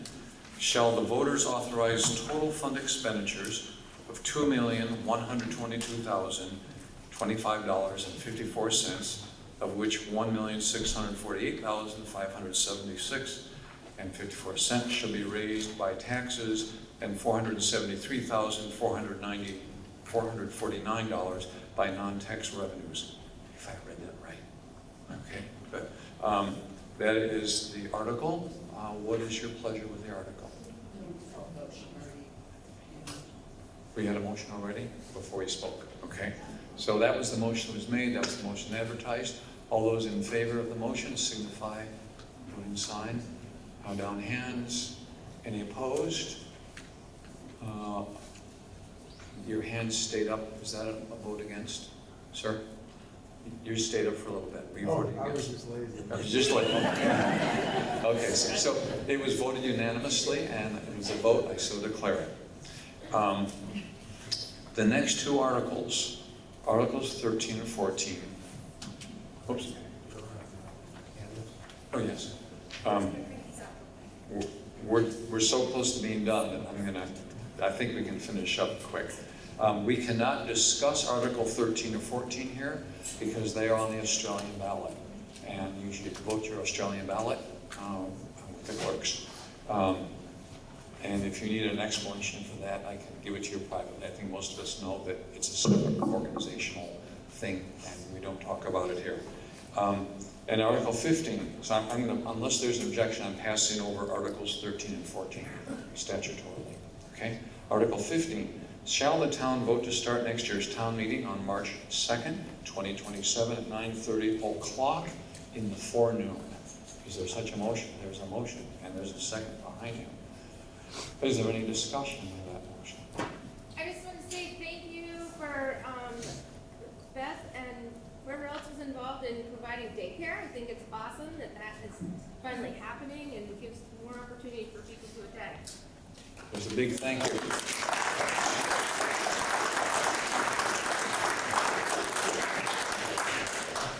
Our two state reps would like to address us, unless there's an objection. I would like to welcome Candace White and Dark Torrey. Oh, do we not vote on Article 15 for the town meeting? All those in favor of the town meeting next year, Article 15 as warned? Yes, down hands. Any opposed? One opposed. So it's not unanimous, but it's an overwhelming, so I so declare it as passed. Okay?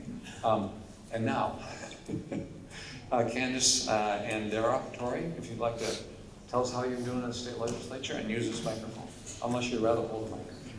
I think it's easier to hear you.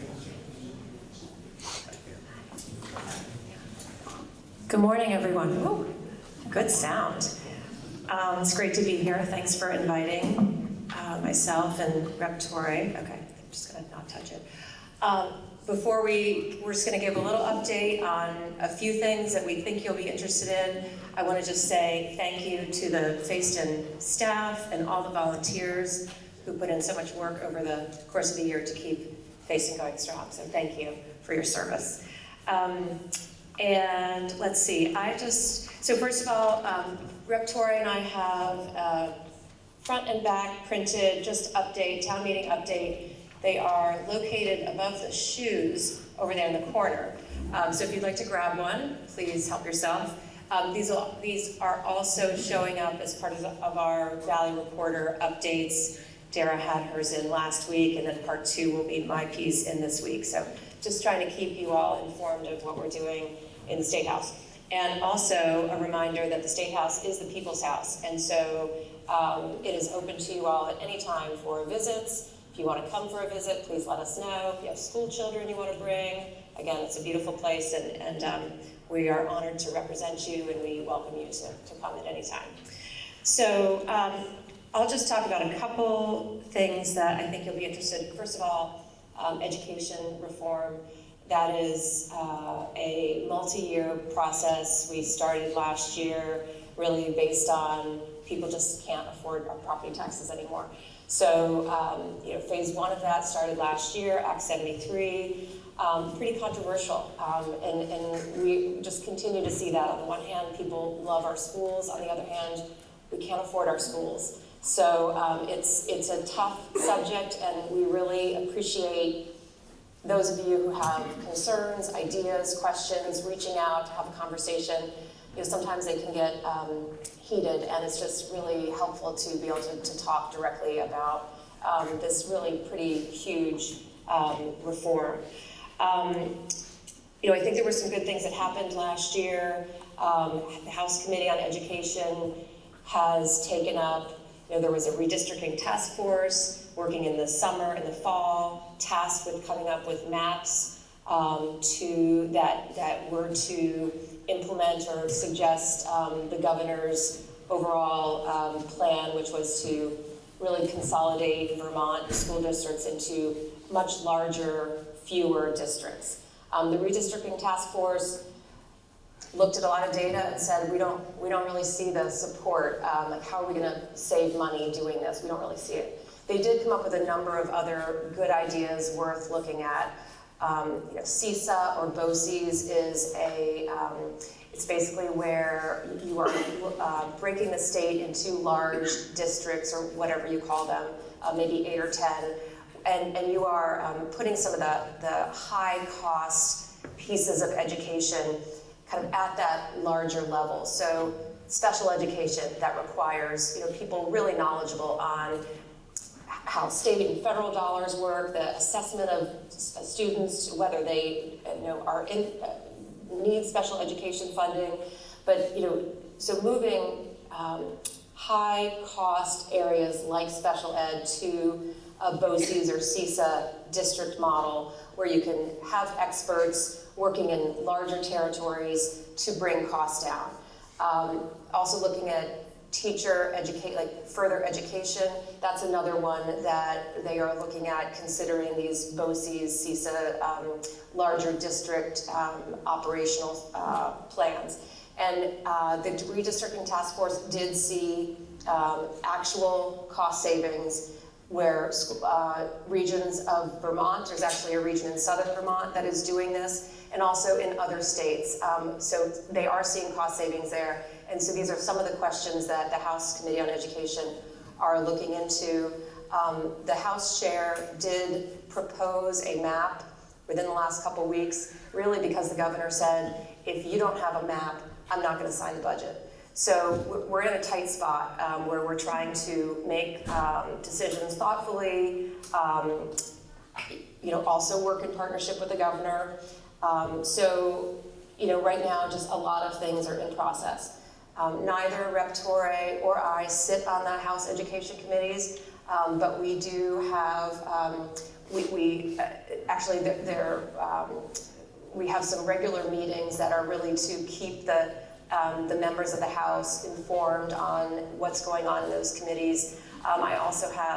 We both have great interns from University of Vermont, and my intern, Emma Watley, is over here.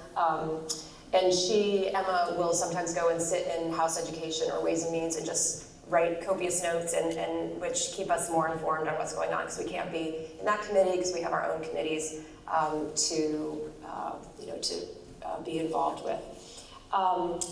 Healthcare, another big issue, and we know these, so many of these are just intertwined as healthcare costs continue to rise.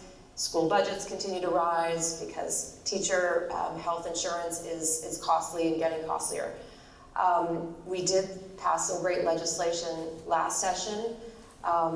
One piece in particular, which limited how much hospitals can increase the cost of hospital-administered prescription drugs. Sounded like a good idea. It actually has saved $230 million in our health system already. And that directly impacted the cost of teachers' health insurance and kept it into single digits. So we are making some incremental change. Also on the healthcare front, you probably know that Vermont has been awarded a $195 million federal grant to specifically focus on rural healthcare. And so this is something we are watching. There are very specific programs that can be receiving funds from this grant, but it is a very significant grant. And if the state uses the money as they have said, and there's a lot of federal oversight, there's opportunity to get several more of these grants over the course of the next several years. And so we are very hopeful that that this will, whether it will bring some, bring primary care back to Waitsfield, no promises, but we will be having these conversations. The one other thing I want to talk about is transportation, and then I'll pass it over to Rep. Torrey. I sit on the Transportation Committee. We are, I think we are indicative of the revenue situation for the entire state government, which is we are seeing revenues decline and costs increase. And the revenues in House Transport, or in the Agency of Transportation, come primarily from the gas tax and the purchase and use tax.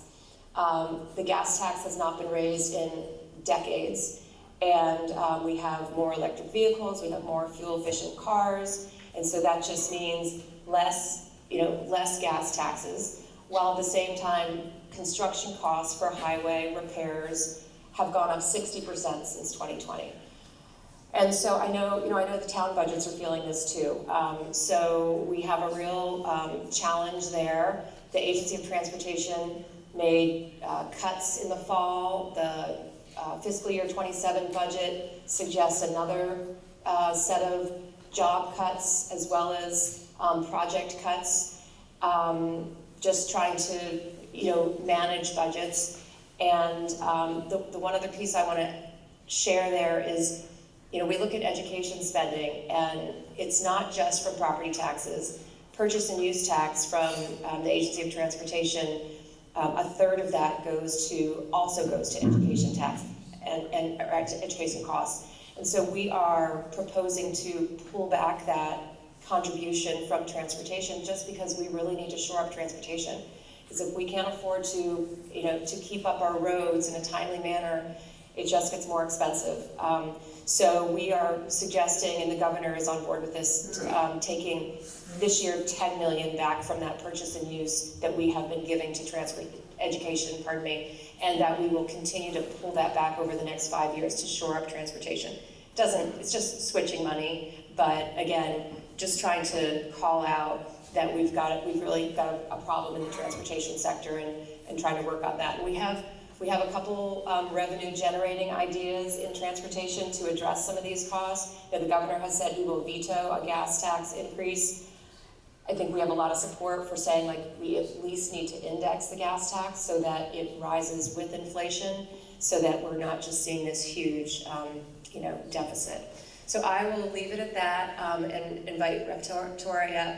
And again, I just invite you, if you have questions, if you want us to come to a meeting, please reach out. We are thrilled to continue conversations with all of you.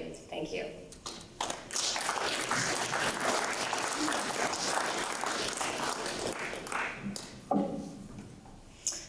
Good morning. It's still morning. Great to be in Fayston. I think this might be my favorite town report cover so far.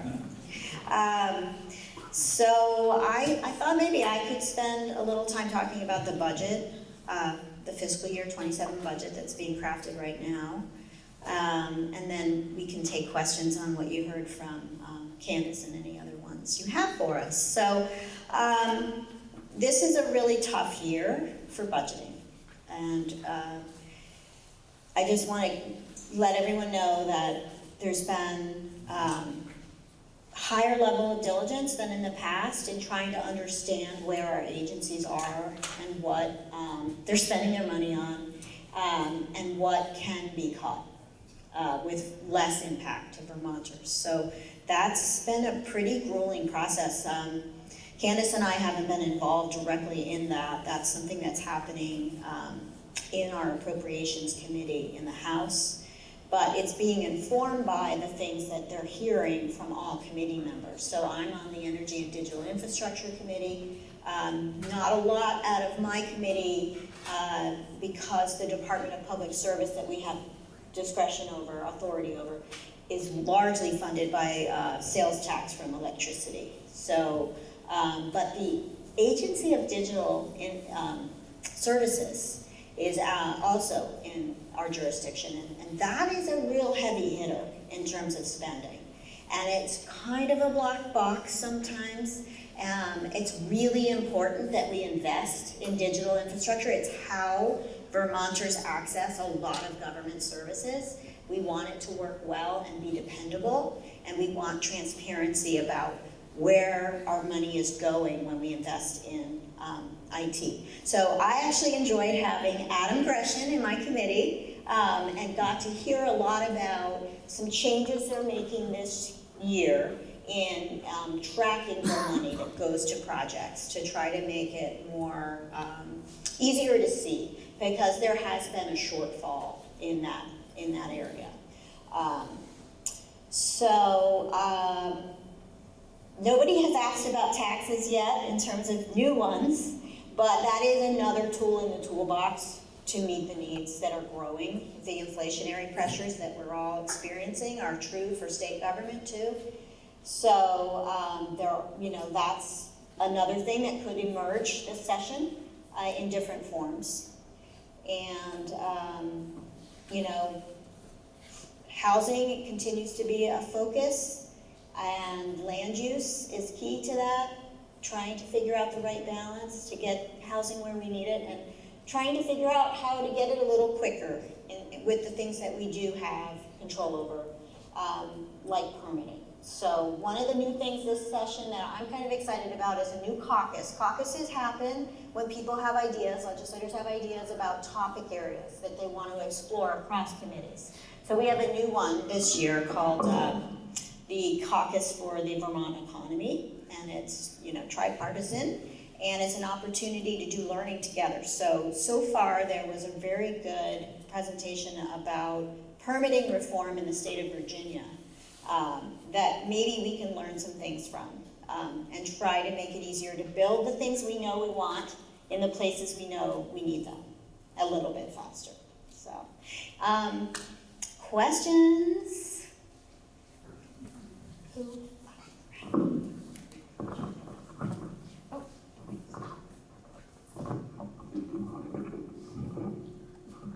Thank you for taking a microphone. My question, and your name? Freddie Graves, is about Act 181 and the effect it will have on rural communities in particular.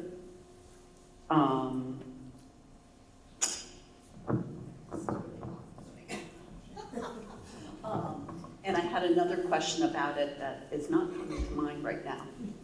Oh, the 30-30 and 50-50, and how anyone that has land in current use, that, my arm's gonna make it go away, and how that land will be confiscated for that purpose.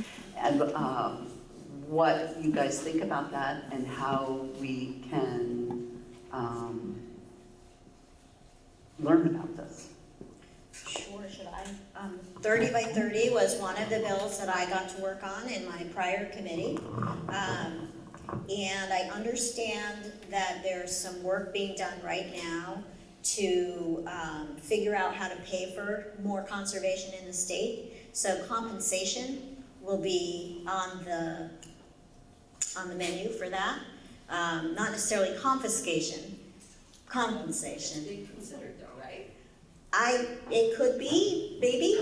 I'm not really sure how it's going to play out. It's definitely open right now for public comment, and I would love to share that with the community. There's some links to the work that's been done so far, and opportunities to ask questions like that. So I will circulate that either probably on Front Porch Forum, but also in my next article for the paper.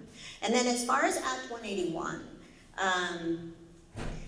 There is a lot of concern that in our district especially, a lot of area could be in the highest level of scrutiny by Act 250 because of habitat connector and just, very fragile areas, natural community areas. So that's being determined right now. It's also still taking public comment, and that's all getting rolled up into these regional land use maps that our regional planning commissions are all working on, informed by town planning commissions. So that's also still to be determined, but the understanding and commitment to having a balance between the need to conserve and the need to build is still at the forefront, and the bill to follow is S325 in the Senate, which is trying to thread that needle right now. So we have another week when we get back after break to put the finishing touches on that, and we'll have more to report out at that point. I think her committee work is a little bit closer associated with Act 181, and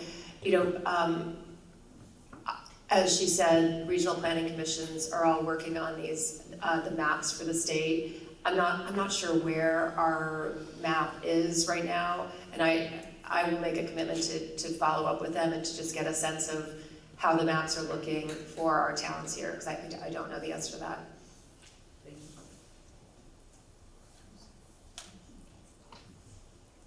Any other questions?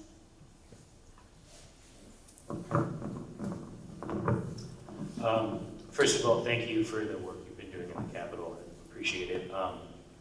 You were mentioning that you were looking into other revenue sources to help with the transportation issues. I was just curious what other sources are looking promising that they could help you. Great questions, Ron. Thank you. Okay, so I mentioned that we feel like we would like to propose a gas tax. Thank you. Perfect, yes. Inflator to just keep it in line. I can hold it too. We're the last act, I think. Wow. Just so that the gas tax is responding at the same level of inflation, because it hasn't been for years, and so again, that's just exacerbating the issue.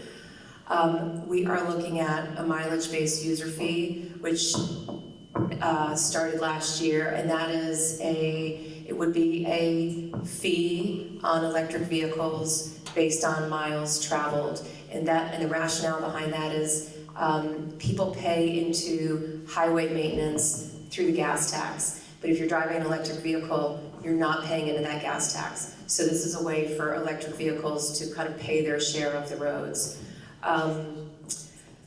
There are other things we are looking at, like or at least in discussion about, with really no determination at this point, but it has been suggested to look at a delivery fee for all the Amazon and so forth, all these packages, which, it's so convenient for us. On the other hand, all these delivery trucks coming up our Vermont dirt roads all day long is just more wear and tear on the roads, and it's not helping our local businesses. And I just want everybody to think about that as we're buying that Amazon piece that can get here tomorrow, but can also go down to Kenyon's or go down to Bisbee's and buy, support our local stores, and maybe wait a little bit longer and maybe pay a little bit more, but support our local stores. So that's another one we are looking at.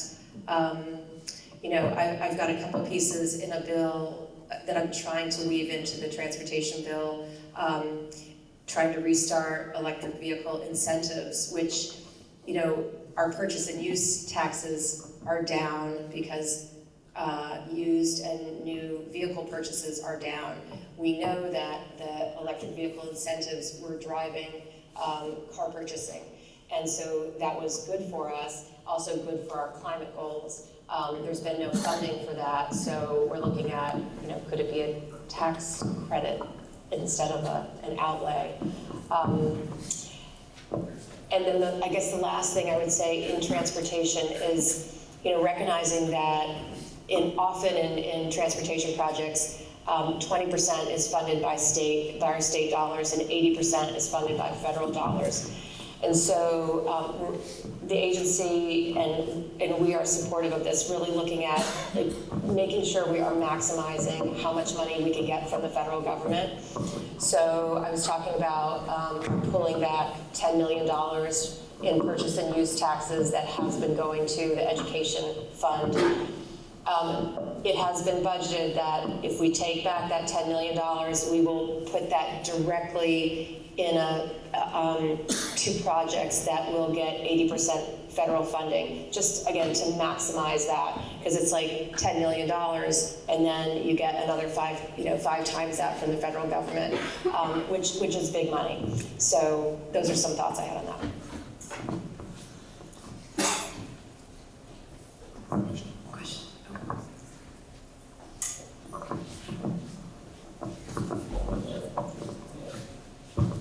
Hi, thank you very much for your hard work. I'm Jane Regan, I'm a teacher at Harwood. You mentioned these very creative steps towards trying to increase revenues for transportation. I'm wondering, in the Capitol, is there the same kind of, is it possible, or are you already involved in the same kind of creative thinking to increase revenues for education? We're all going to vote today, or we have voted today, on a budget that cuts, again, makes cuts to our education system. And as a teacher, I see the impact of these cuts every day on the kids. And there's a lot of services that are provided at the school that aren't actually education. We're taking on mental health issues, we're taking on nutrition issues, even immigration issues. So I was just curious. In fact, there are some posters around saying fix the property tax. I was just curious if there are any if anything's going on or will be going on to try to figure out how to fund education not solely on the backs of property owners, because we know that there is a lot of money in the state, and some of it doesn't. There's a lot of wealth in the state, and some of it isn't expressed in property. They might have Bitcoin, people might have Bitcoin accounts, or they might have a ton of property that they don't live in and they rent it out. Is there a way of having some kind of a real estate transaction tax, or a statewide tax, or some kind of a revenue raiser based on the Airbnb and VRBO things? So thank you very much for your creativity, and I'd love to hear more about this. Yeah, I'll take a stab at that, and then I think Rep. Torrey will probably have some great things to add. I think a lot of the talk at the State House is not, well, on the one hand, there is talk about raising the non-homestead property tax. And I think that's controversial, but there definitely is support for that. There's also, a lot of talk about just trying to get more control of the current costs in the education system, and identifying certain areas that are really big cost drivers, and committing to just like digging in and trying to understand, are we being as efficient as we can with these different sectors of education? So I would say I feel like there is creative thinking in terms of taking on, we've got like Human Services is looking at pre-K, we've got Commerce and Community Development looking at CTE. So different committees are digging into different parts of current education costs. CTE is career tech ed. Yeah, thank you. Yeah, I mean, for this year, we're hoping we'll have a good amount of money from the general fund to put in to buy down property tax rates. And if you think about it, that's in the past been about two-thirds of the cost of education is coming from property taxes right now. So the other sources that you heard about from Candace are, purchase and use, lottery. There's a lot going in there, and there's a lot of need outside of education for additional funding. So I think maybe the more creative conversation that's happening right now is about what kinds of requirements are we putting on schools that we could consider easing up on that would have a financial impact without really any undue impact on our students. And the nice thing about that approach is it can happen a little faster. And the key there is really having good communication with our school professionals and the legislature so that we can do what we can in this transition period to not have to go much more severe with the cuts that we've already been sustaining. So that's an area that I hope to see progress in.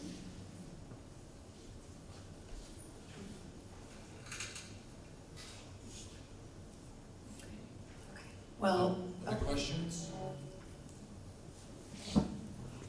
yeah, thanks again for having us. Great to see all of you.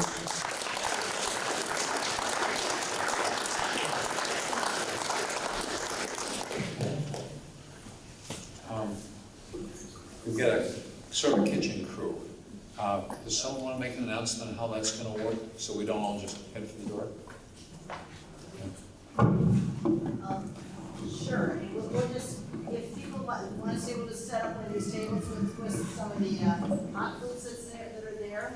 It's a true potluck, and it is whatever is there, and next year I'll send out more reminders. So help yourself. Thank you, Holiday. Yeah. Last year, a lot of people just took off and didn't realize that there's plenty of food. I just want to quickly mention that on German Flats Road, there is a marker now for Ralph Ellison, who wrote the famous book, Invisible Man. It took years for that to happen.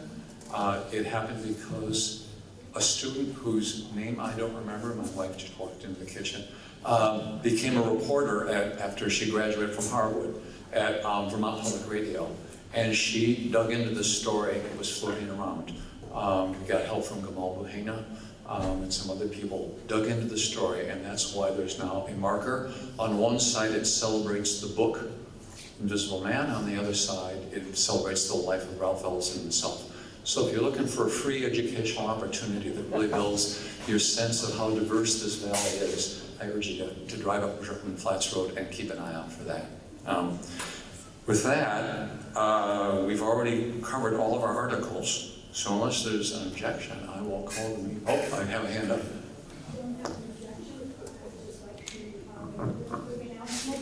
For everybody and anybody, hi, I'm Gail. For anyone who cares about our night sky and preserving it and keeping it dark, I want to make you aware that there are 2 satellite proposals that are being brought forth to the FCC, and now is the time for public comment. It's going to close on March 6th and March 9th, so this is the opportunity. The first one is from SpaceX. Elon Musk wants to launch 1 million satellites into space, in addition to the satellites that are currently orbiting our planet now. The 1 million satellites are related to artificial intelligence. All the information is on darksky.org, which is a nonpartisan organization, Dark Sky International, which is all about preserving the beauty of our dark night sky, creating dark sky preserve areas so that we can all enjoy what's up in the sky, as well as protecting the flora, the fauna, the humans, everyone who's really need for our circadian rhythms and needs the normal day-night cycles. The other proposal that is being brought forth is one that is called the Reflect Orbital Satellite. That one is proposing to reflect light down to planet Earth and during the nighttime, which will totally disrupt everything on planet Earth. These are irreparable harms to our planet, to the flora, to the fauna, please go to darksky.org, read about it, learn about it. If you have the time, it'll take 15 minutes to go through the process. On Dark Sky, we'll walk you through how to make a public comment. Make sure you hit submit and confirm, or it won't go through. Thank you. Thank you.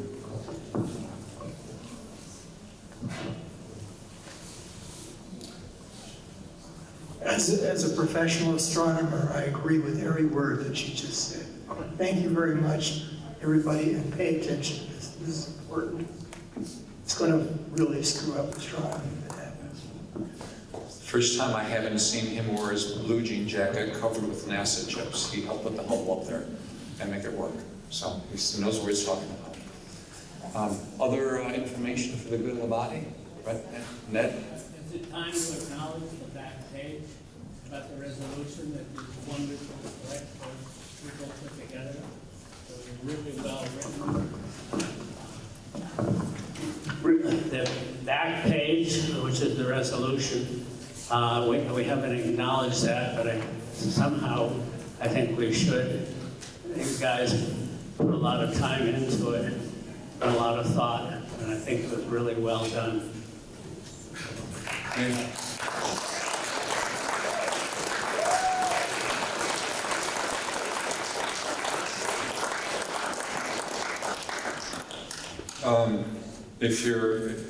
It's well stated and speaks for itself. There were about 20 towns in Vermont who had delivered their own version of this, and it had a hiatus over the summer, but it emerged again this fall. And we hope more towns in Vermont will be doing similar statements about what they'd like to see. But their select board support as well. So there's a number of people, Tisa, who just was the first to stand up, and who helped put it together for the town of Fayston. And but there were many hands on the project, and so and we look forward to. I think we all should look forward to looking at these standards in terms of what our Constitution for the whole country, as well as our Vermont Constitution, reflect should be our rights as citizens. Just my opinion. Okay, I'll stop. Any other announcements before we? Yes. I'm on the planning commission here in Fayston, as many of you know. We went live this morning with a survey because we're working towards making a new town plan. There's a QR code over here and a QR code as you came in, and Michael Dole has another QR code, as well as I do. We're trying to get a little more involvement into the survey because that's what's going to shape the direction that the planning commission goes with land use regulations and the town plan in the revisions that are due in 2028. Thank you. Andrea Henderson. I just wanted to share, if anyone has any interest in learning more about what's going on at the number 9 schoolhouse or what we're trying to achieve, we have some information over there. Thank you. Other announcements, Ned. I don't think we've honored our road crew strongly enough for what they've done in the last 2 years, between all the snow this year, the mud, and all the devastation, Randall Road, not Randall, well, all of the roads. It's just, they've done a wonderful job. Thanks, Josh.